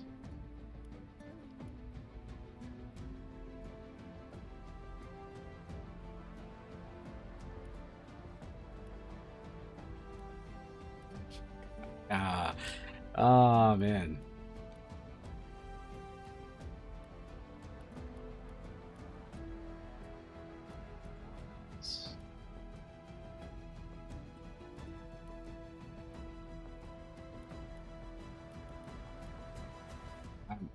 You know, I don't really care for that term, brain rot. I'm good. I get it. That's what people like, but man, I'm so good.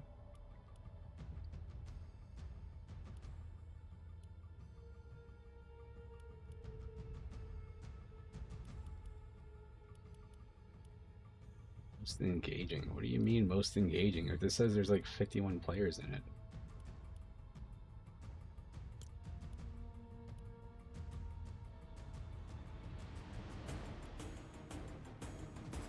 I didn't play last season. Don't ask me that. Jeez.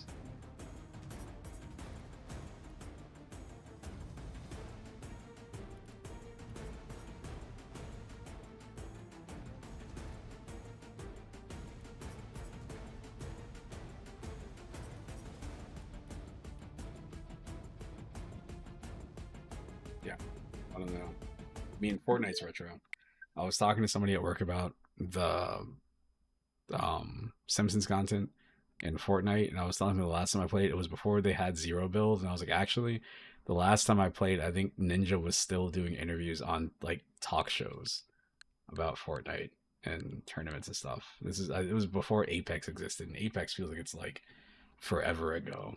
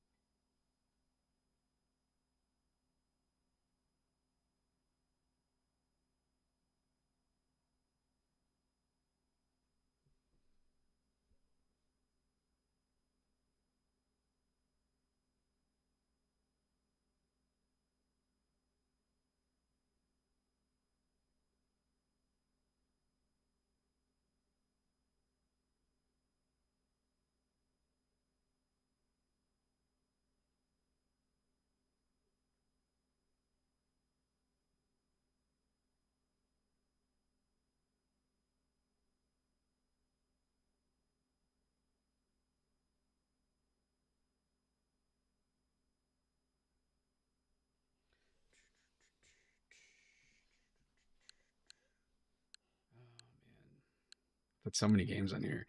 Blade of Darkness. This game being available on here is really, really, really cool to me because, like, yo, what? This is an old PC game. This is a game I had a demo disc for. I feel like I've got magazines in the room behind me. I feel like I might still have the magazine that like I had heard about this in. I think it was a PC gamer. Didn't know what it was. It just seemed cool. I think I had got a PC. Didn't have any games. Or no, I had Unreal. I think I had Unreal and EverQuest. And I understood, I played first person shooters, so didn't fully understand Unreal because it had actual mouse look. But like, I definitely didn't understand EverQuest. I had no clue how to like do anything because they had, I think their buttons by default were like the number pad to move in different directions at different speeds and stuff in old school EverQuest. I had this demo and thought it was really cool. This runs at 60, which is so cool because it doesn't run like that on the original Switch. I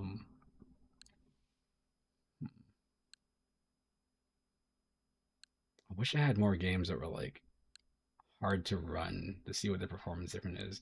I think I deleted. I did. I took Bayonetta 3 off of here because I was like, if I'm gonna play one of the two games, I should probably play Astral Chain first. It's because Bayonetta 3, I don't know, it's just like it doesn't really hit. Like Bayonetta 1 is, I think it's still really cool. I think Bayonetta 2 is, once you get used to it, it's a really good follow-up, and then Bayonetta 3 is just like weird because they're doing all the different universe things, and you gotta play as what's her name, which some people like that character. I don't really care for. It's a little bit too anime for me. She's a little bit too slapstick anime. I'm sure they give her like a lot of heartfelt moments too. So you got Pinball, Obra Dinn. This is going to be a Halloween game. I'm a little bit late. Sky Rogue, Slay the Spire.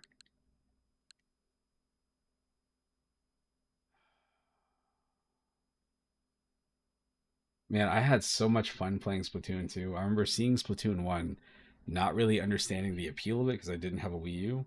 And then I got the Switch, and when Splatoon 2 came out, I bought it, and I got so hooked on that game for a little while. That's one of the games I lost a while ago. Splatoon 2. Finished the single player, hooked in the multiplayer. I was doing the whatever they call them, the little events that they would do. It would be like a vote, and you'd have to go out and support your team, see who wins or whatever. I was doing that for a while, and I just dropped off. That wasn't by choice. I think I let somebody borrow the Switch, and it was gone after that. But Splatoon 3 came out. I was like, you know, this is my chance to get back into Splatoon. But the problem is that Splatoon 3, similar to like Street Fighter, I think there's gonna be one of those right here. Yeah, similar to Street Fighter, is like if somebody knows how to play it, when the next one comes out, there's a little bit of a learning period, but at the same time, their fundamentals are better. For Splatoon, it's just more Splatoon. It's just more stuff. And like hopping into this, I just was getting destroyed. I remember before, like on Splatoon 2, I don't know, it wasn't like the best. I might have maybe like a 30% win rate, 30-40% or whatever. But with Splatoon 3, like I'd lose almost every single match. Doesn't matter what I'm trying to do.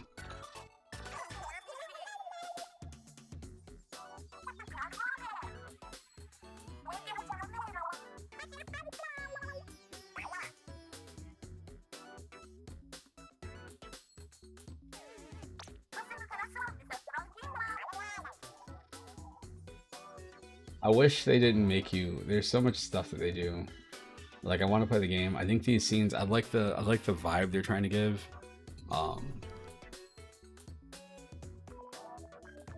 And it is what it is. It's the designer's intention.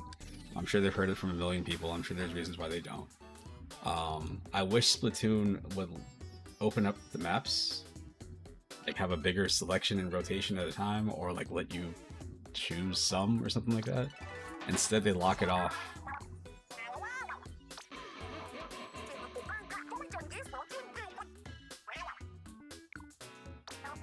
I'm not going through those.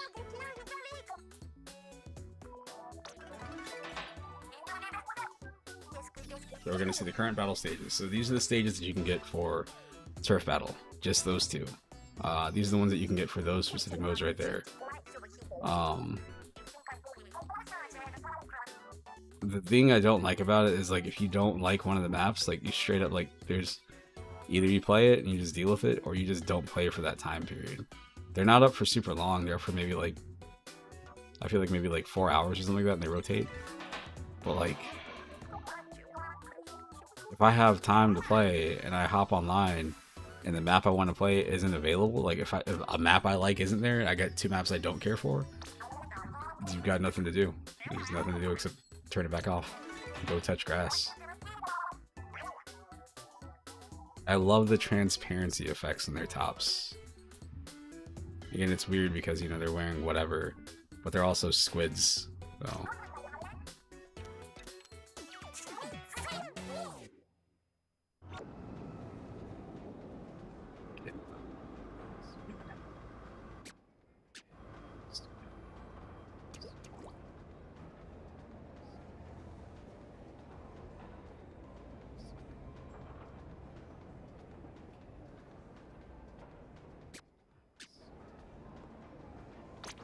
Forgot how to reset the damn camera.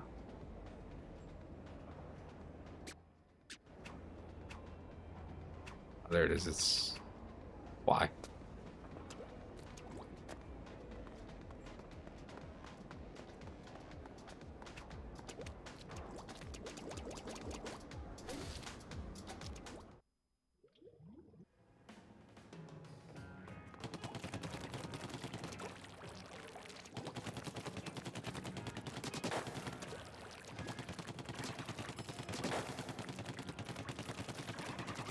Splatoon is such a cool idea.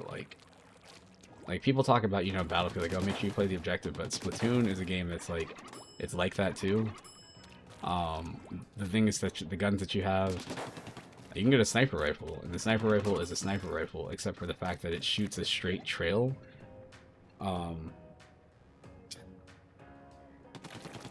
There's plenty of characters in Street Fighter 6. You got Chun-Li, you got Cammy. Man, people were complaining about Cammy being not as revealing, but I'm like, man, I don't know. Like, there have been other people that broke down her outfit. Like, if you look at her outfit, there are more jiggle physics on her in those, like, whatever, those, like, tights she's wearing. It's really weird.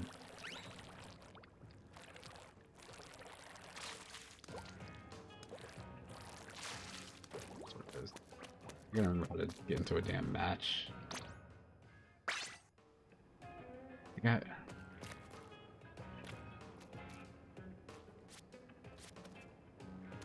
I have to go to...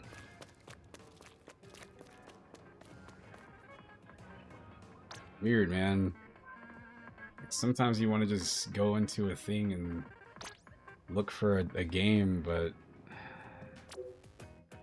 I gotta go over here. Remember, I have to go here and then search for these. I can't do this. I'm not level 10, so I gotta go to these. I'm ranked 2.0.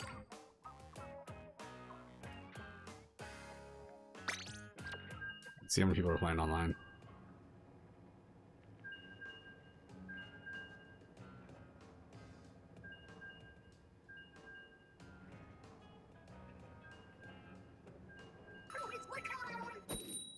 Booyah.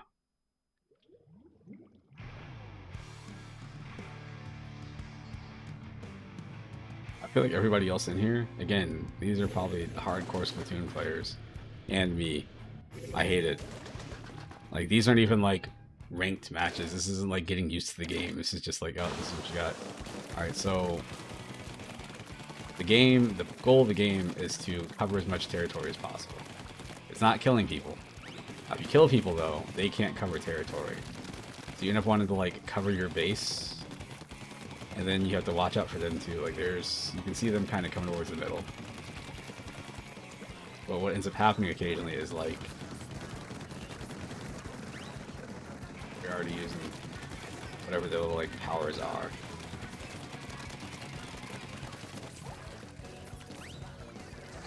Awesome audio. What the fuck is that?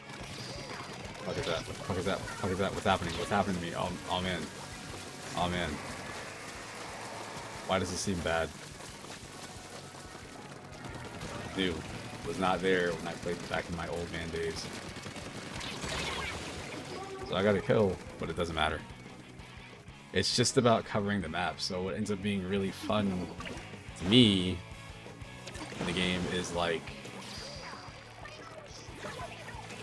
the end of the match, sometimes there'll be like radical swings. Like all of a sudden, like maybe you take out the entire other team and like your team just makes a really hard push in, trying to paint spaces or whatever. There's somebody here. Oh, they're dead. Down.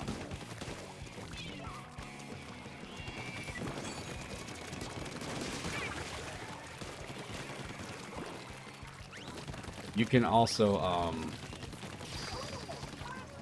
if they have their ink, you can go in their ink, but it makes you move slower. I think you also might take a little bit of damage or something from it. Damn it.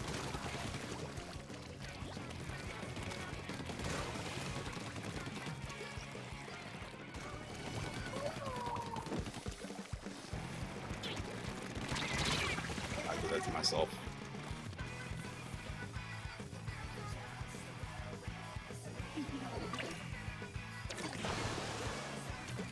They're about to have one of those crazy comebacks. I guess it's not a crazy comeback. I feel like they're already doing pretty good. No. Nice.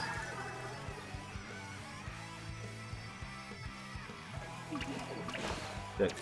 Oh, it's not looking good for us. Like, looking at the way the map looks right now, it doesn't tell you how much territory you have, unfortunately, so...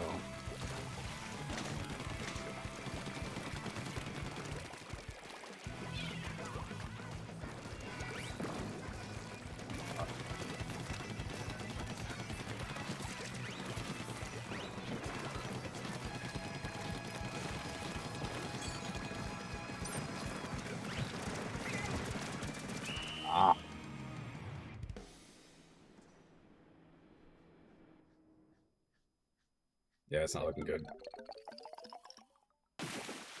How all of my matches go was like, I feel like everything will be close. And again, it's not like the kills matter or whatever, but like I feel like I just always end up losing. Like, ideally, so the way that the games work with like matchmaking, if it's skill-based matchmaking, is like you should be winning like half of the... If you're in the right rank, you should win half the games, lose half the games. If you start getting like better, you'll go up a little bit, play harder people, and you'll probably lose until you get to their level, and all of a sudden it'll be like 50%, and all of a sudden when it goes up, that's when it's better. But for me, it's just like I guess I just suck because I'm always at the bottom. It's like that too. Like I'm literally almost at the bottom of the list. Of course you try not to care about, but at the same time when you're playing and it's like every match I'm at the bottom of the leaderboard, like, and I don't know, like I tried different weapons. I had switched my sensitivity, done all sorts of stuff. Doesn't work. I'm a lost cause.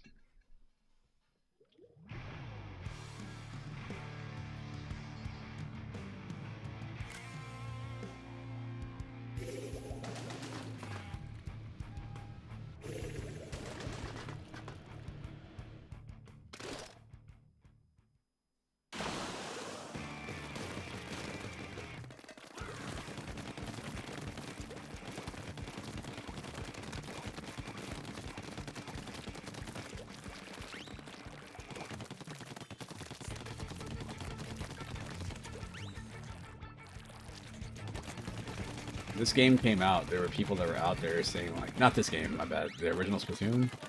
There are people trying to make cases for like, oh, this is the best soundtrack of the year because it's the most original. I'm like, it is original, but it's also, I don't think it's great. Sorry, it is what it is.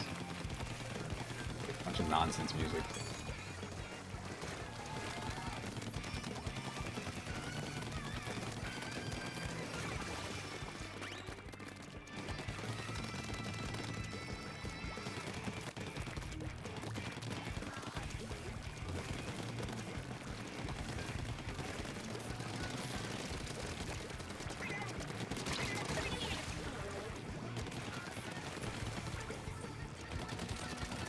Oh, okay, that's a fan that anybody can use. I thought that was the only fan.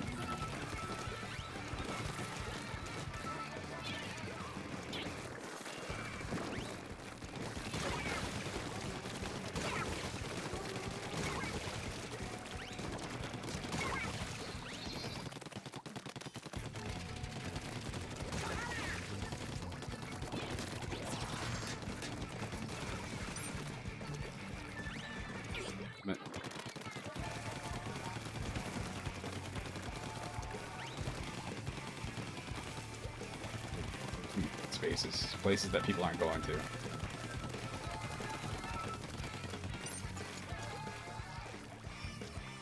What's happening?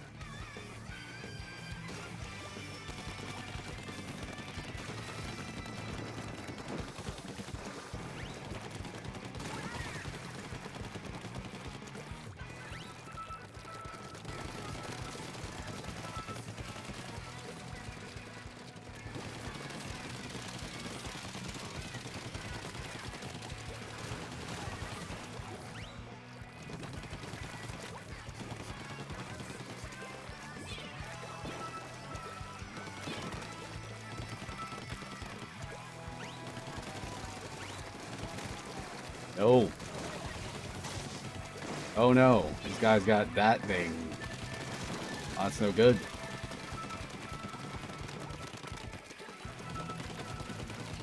I think we might actually win this. Maybe. Unless, what's happening right now is they're going to make a push into our territory. But I'm doing the same thing back to them. Except for this fool. Let's see.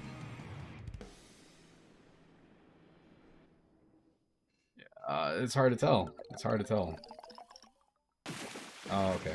I feel like it's hard to tell because they've made like a weird push in.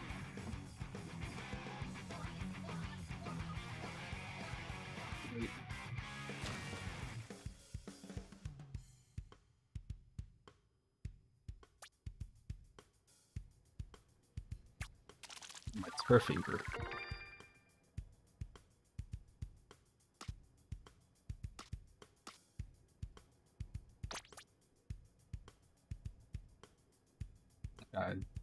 Their team, that guy at the bottom had whatever, more overall points, but whatever. It's all good. Capture territory. But yeah, the single player in this game, I remember being weird. The first game I liked, or not the first game, Splatoon 2, I really liked the story mode. They did like a story expansion. This game, see, I think people said it's supposed to be better, but it's just like, I don't know, I don't get it.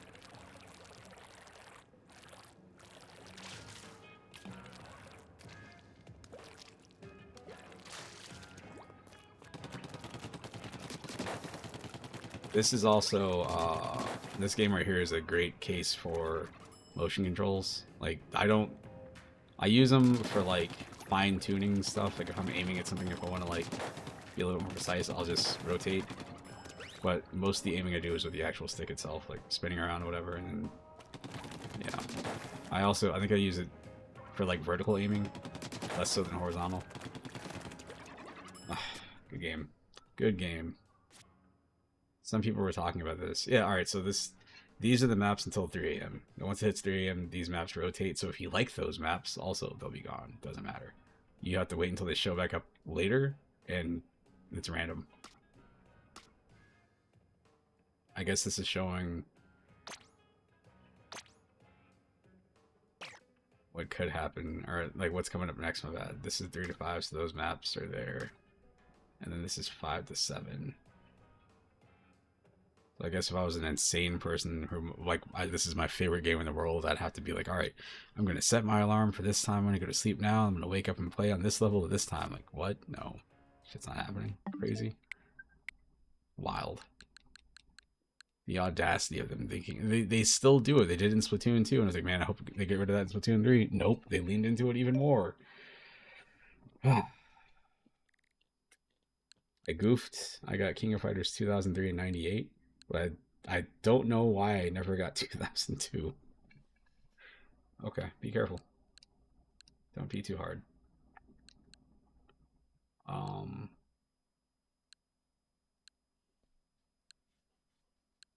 Fast fusion. I wish I understood what this game was. It looks cool. It's from Devolver, or published by Devolver, which means it's different. But I don't understand what the hell is going on in this game at all.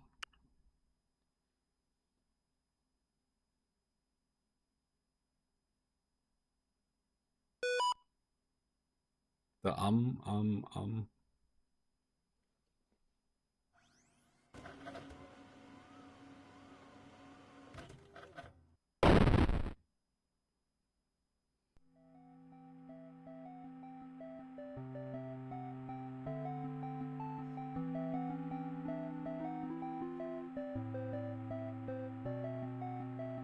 September 21st, 1987. It's been 1 year since I first went inside that house. I have to finish what I started. What I am about to do has not been approved by the Vatican.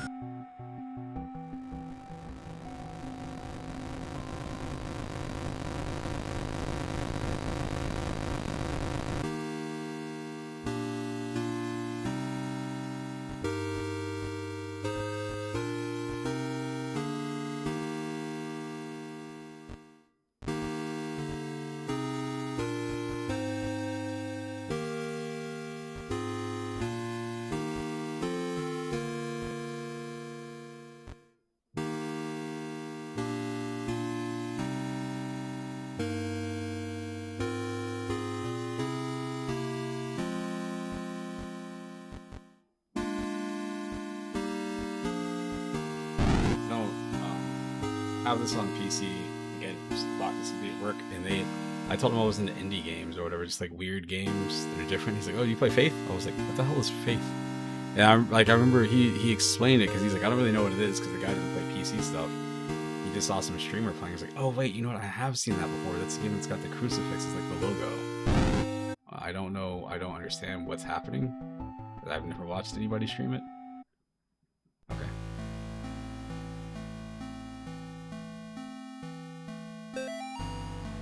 Forgotten already, this forest has a mind of its own. If you get lost, you could always try remembering where you've been. Pressing the plus button is a good place to start. If you're in a hurry, holding the A button, or hold the A button and skip cutscenes, sure.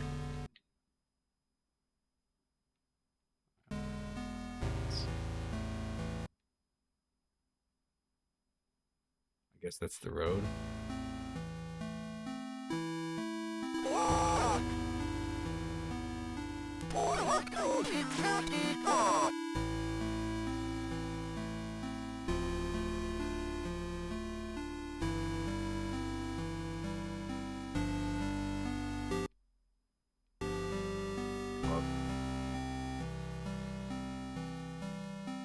Well, so you get it because it's a well. So that's the well. So if I go to the right, where its house is.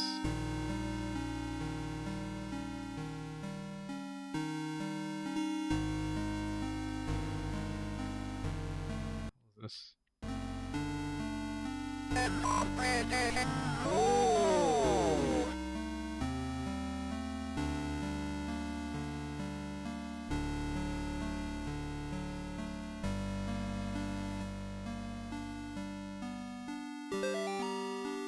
Martin's house lies about 100 yards off of Snake Meadow Hill Road.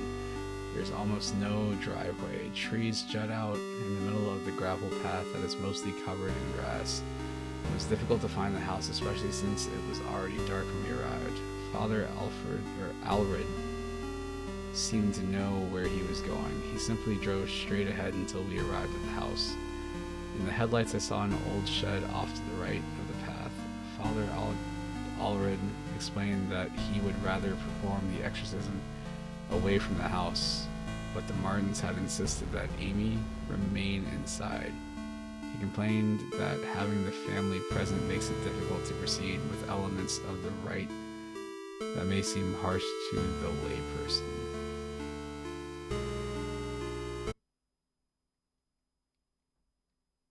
I think he's outside. I don't know what that means.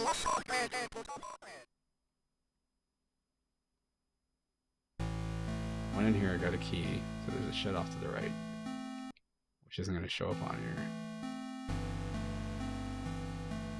Let's keep going right.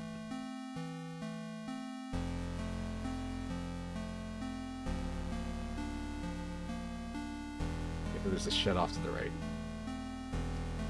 There is no shed.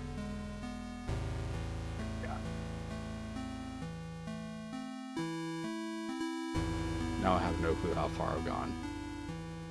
Keep going right though.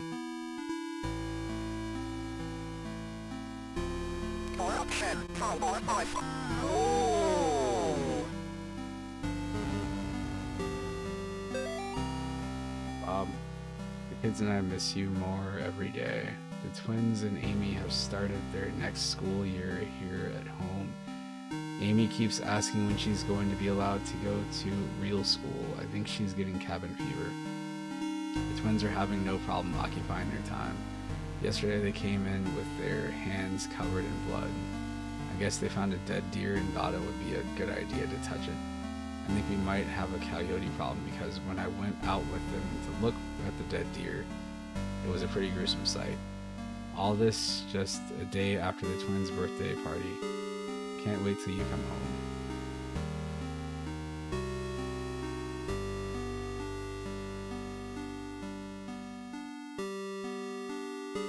So if I keep going right, I'm at the house. I can go west.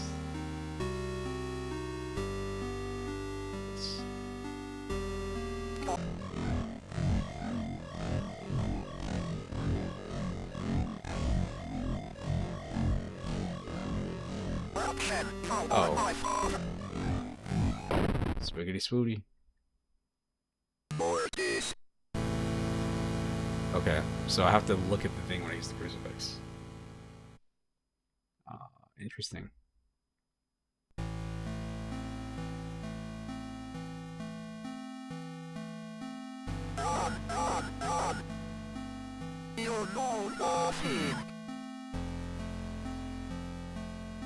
I mean, this didn't happen yet. Okay, so that's gone. Let's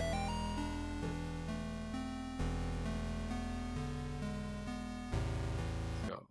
I go to the well.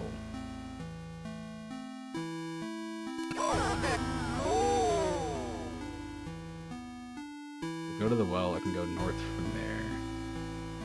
That should take me to the, what's it called? That house that's up there. Looks like the well is below me, though. Damn it. Sorry, that damn it was me realizing that when I went down, the screen was the exact same screen.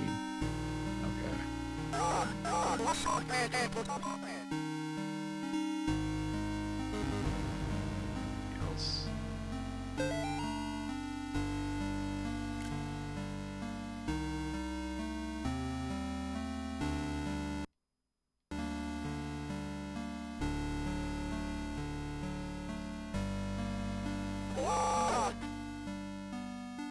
Interesting. You see a deer, it looks like that thing goes for the deer.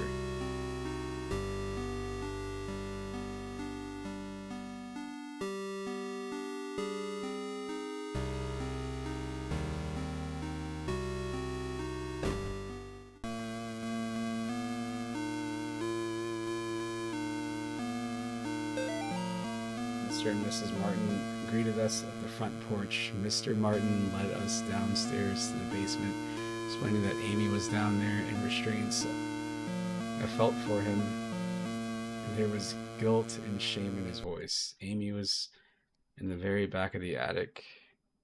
What? In a chair, perfectly calm, staring at us. It is hard to describe the look on her face. It was not the kind of look a child gives you.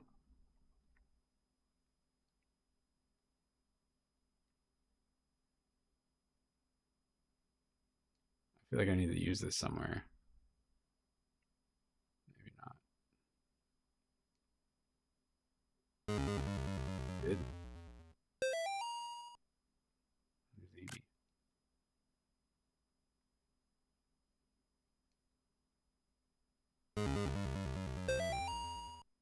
Oh, that's a perfectly normal kid's drawing. That's the stuff that you see in like horror movies where like, oh no, my child, they're just perfectly normal, you know, they like drawing too, just like any other child does. You look at the pictures, it's like, oh, it's the entire family, and like, I don't know, it's just everybody's eyes are crossed out and bleeding. Like, sure.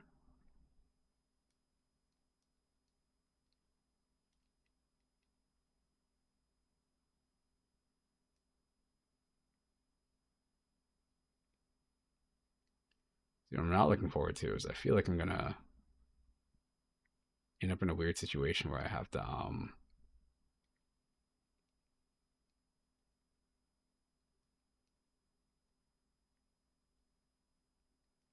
You do. That's almost unsettling. It's kind of creepy, right? Like if you look in the mirror and you get up here, there's something behind you, but you can't. It's not there. It's an evil presence in the house. I gotta have faith.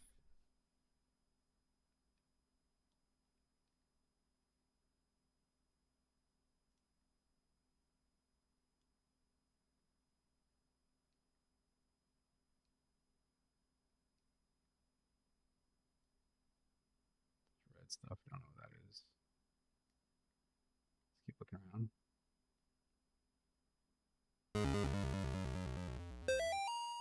I don't feel safe in my own home anymore. I hear voices outside around the house at night.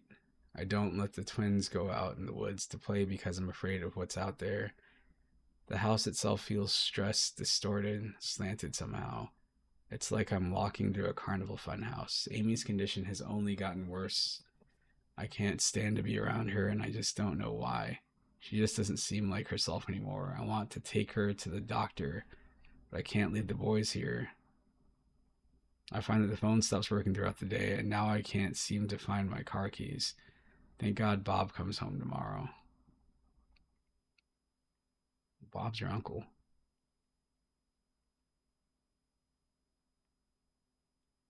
It's a pretty big bathroom. You got 2 sinks over there, a sink here. You got a giant tub. You got all this walking space. Man, living the dream. See if I can grab this.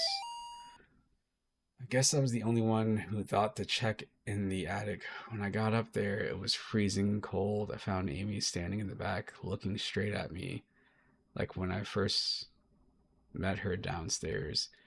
We spoke briefly, although it was frustrating to talk to her or it.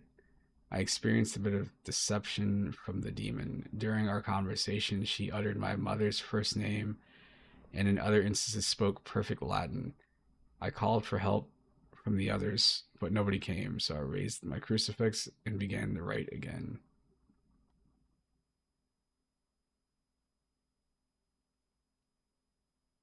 It's a really cool way to get notes.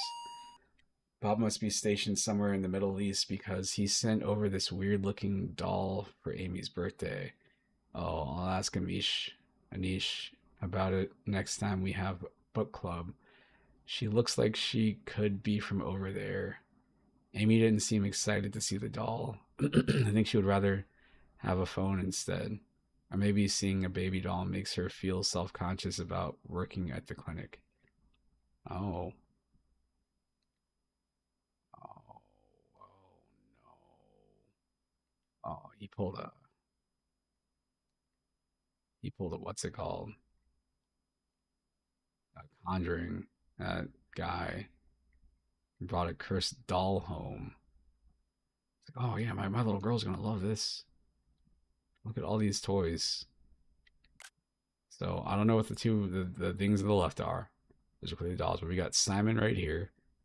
I want this to be like a speaking spell. We got an Etch-a-Sketch. We got the little pop-in mower, the bubble mower. You got a, what's it called, a Viewmaster or whatever. And I think this is that weird talking phone.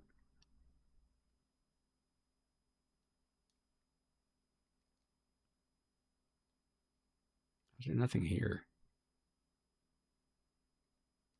All these damn toys. Okay. What's going here? It's unsettling. Can I not go in?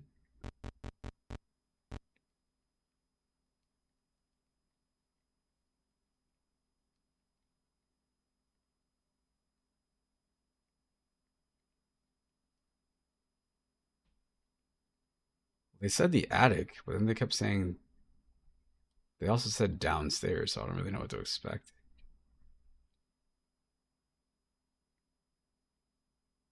Am I missing something? I think I'm missing something.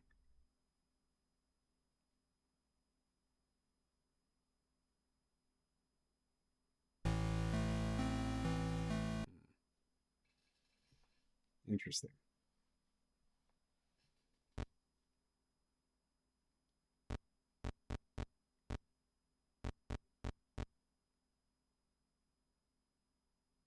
see if we can figure out what that tree is over there. Man, I feel like I got the damn key.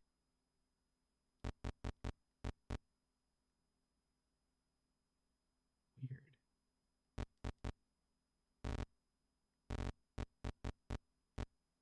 Stretchorama. Cute.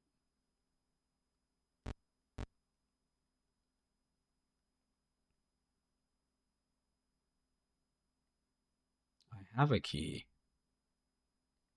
Why can't I use my key?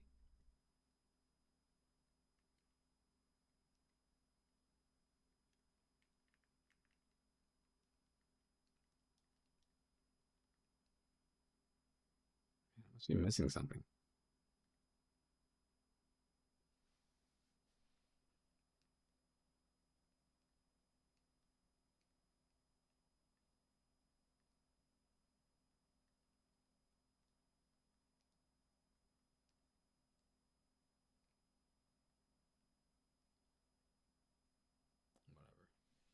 I'll leave and go back out in the woods and try to find that tree that's down there. Maybe that's something. I still feel like I should be able to do something here.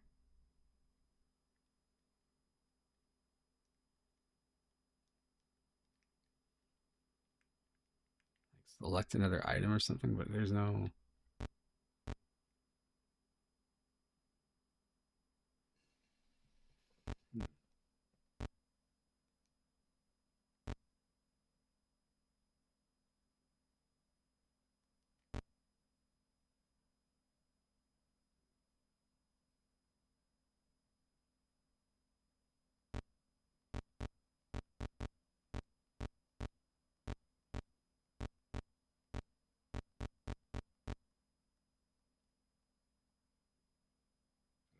Leave. Fine, we'll leave.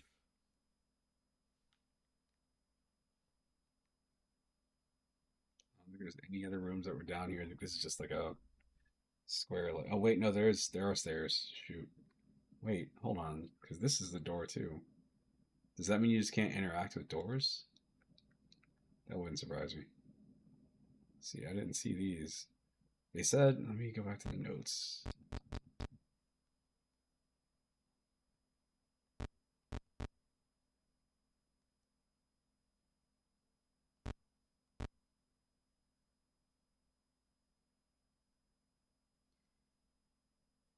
You see, all right, so I'm reading this. This note right here is the one that's weird. It's like a weird translation or something. There's lack of continuity. I don't know.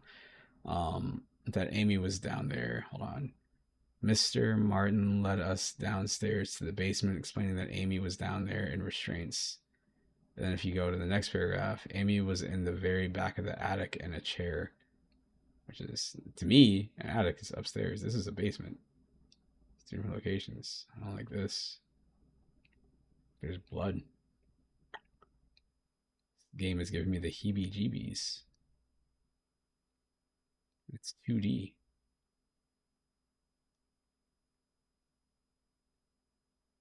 Go around. What could possibly go wrong? Dear Amy, thanks for writing. It really brightened my day hearing from you.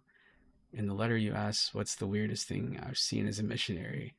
The area we are working in has a lot of folks who practice Quimbamba.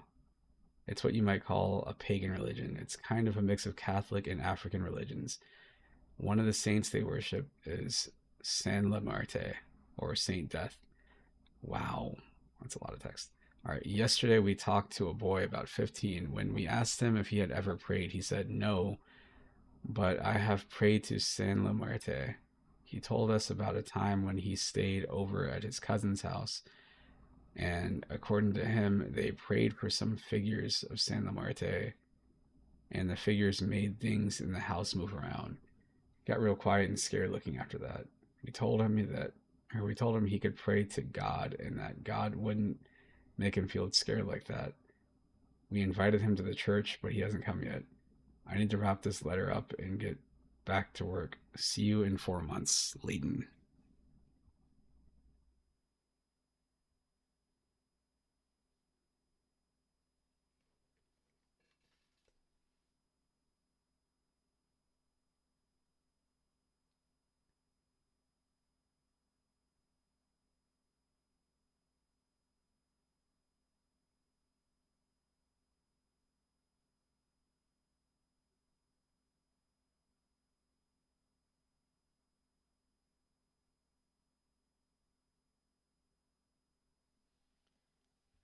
Do, do, do, do, do, do, do.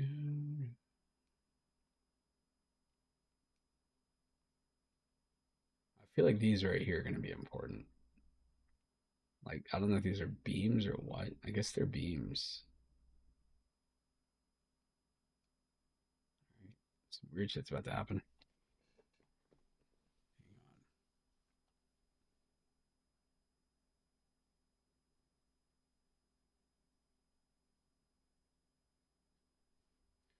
That sense of impending dread.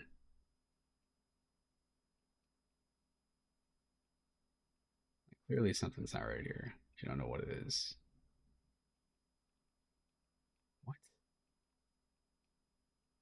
None of these have any sort of... Sure, whatever, fuck it. Oh no. Amy's parents could not endure witnessing the proceedings of the rite for long.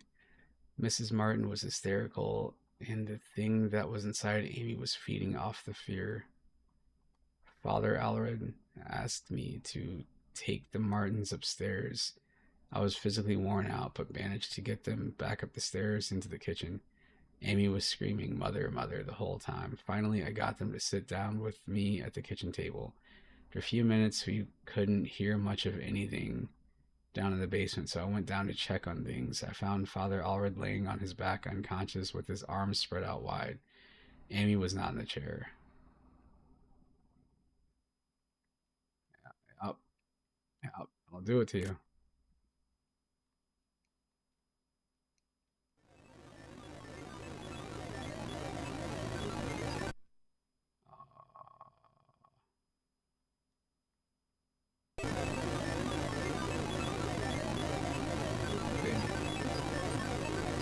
She is here. She is here. Shit. I know she's here.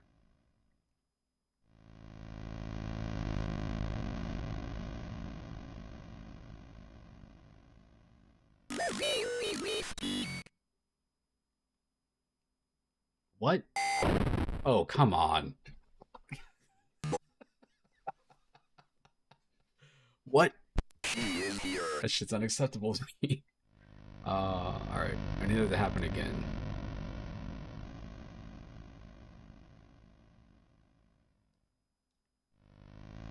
There you go. Must be something I can do. Wow. Mortis. What do you do? She is here.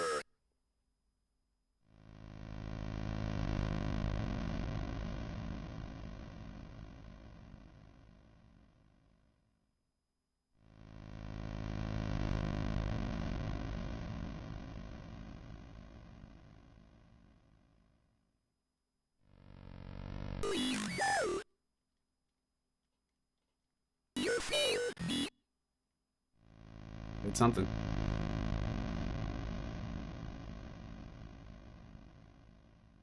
I can see you. Unforgivable. Said I can see you. Guilty. Babylon. You do. Guilty. Very lucky.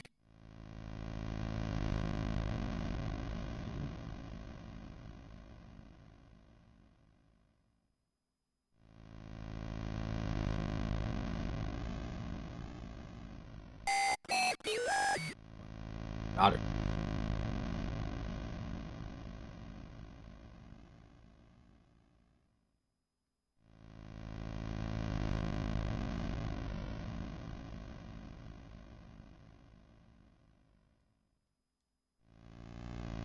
Guilty. Foolish. I heard a door open upstairs. Sweet. Hell out of here.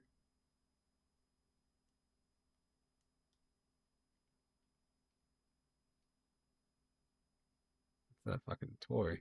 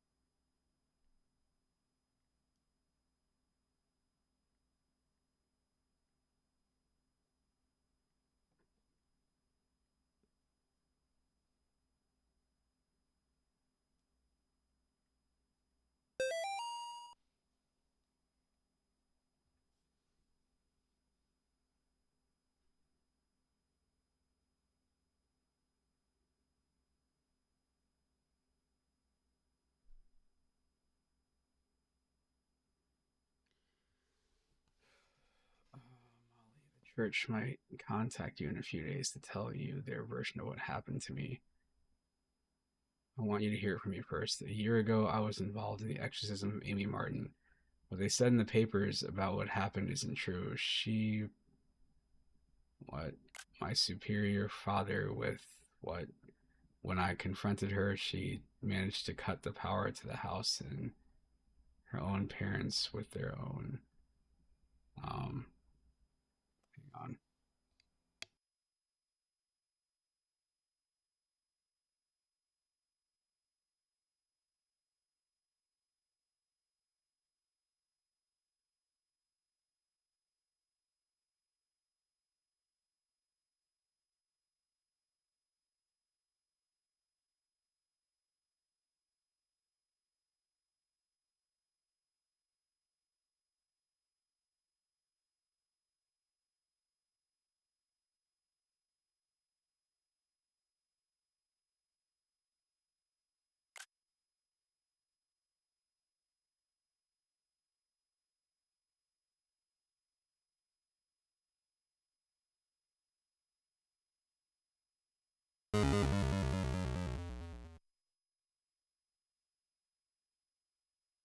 My God, what happened to you?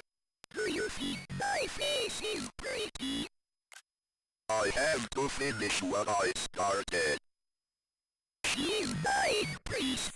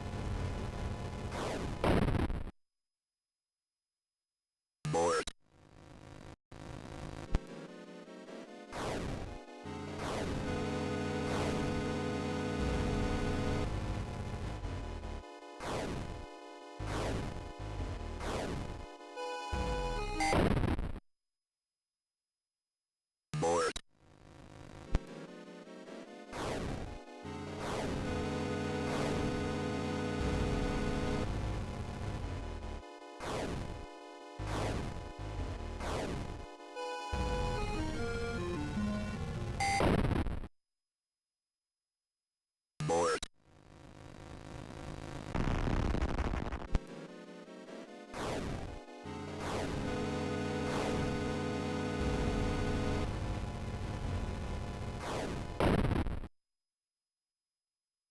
Bored.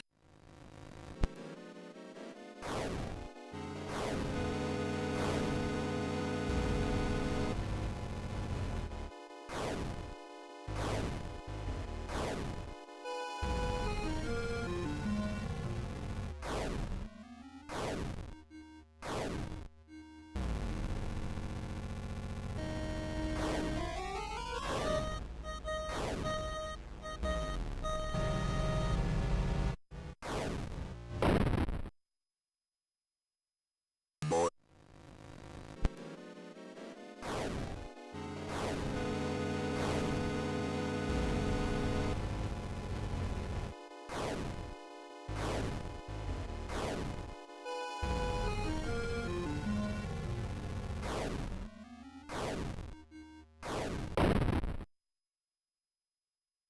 Bored.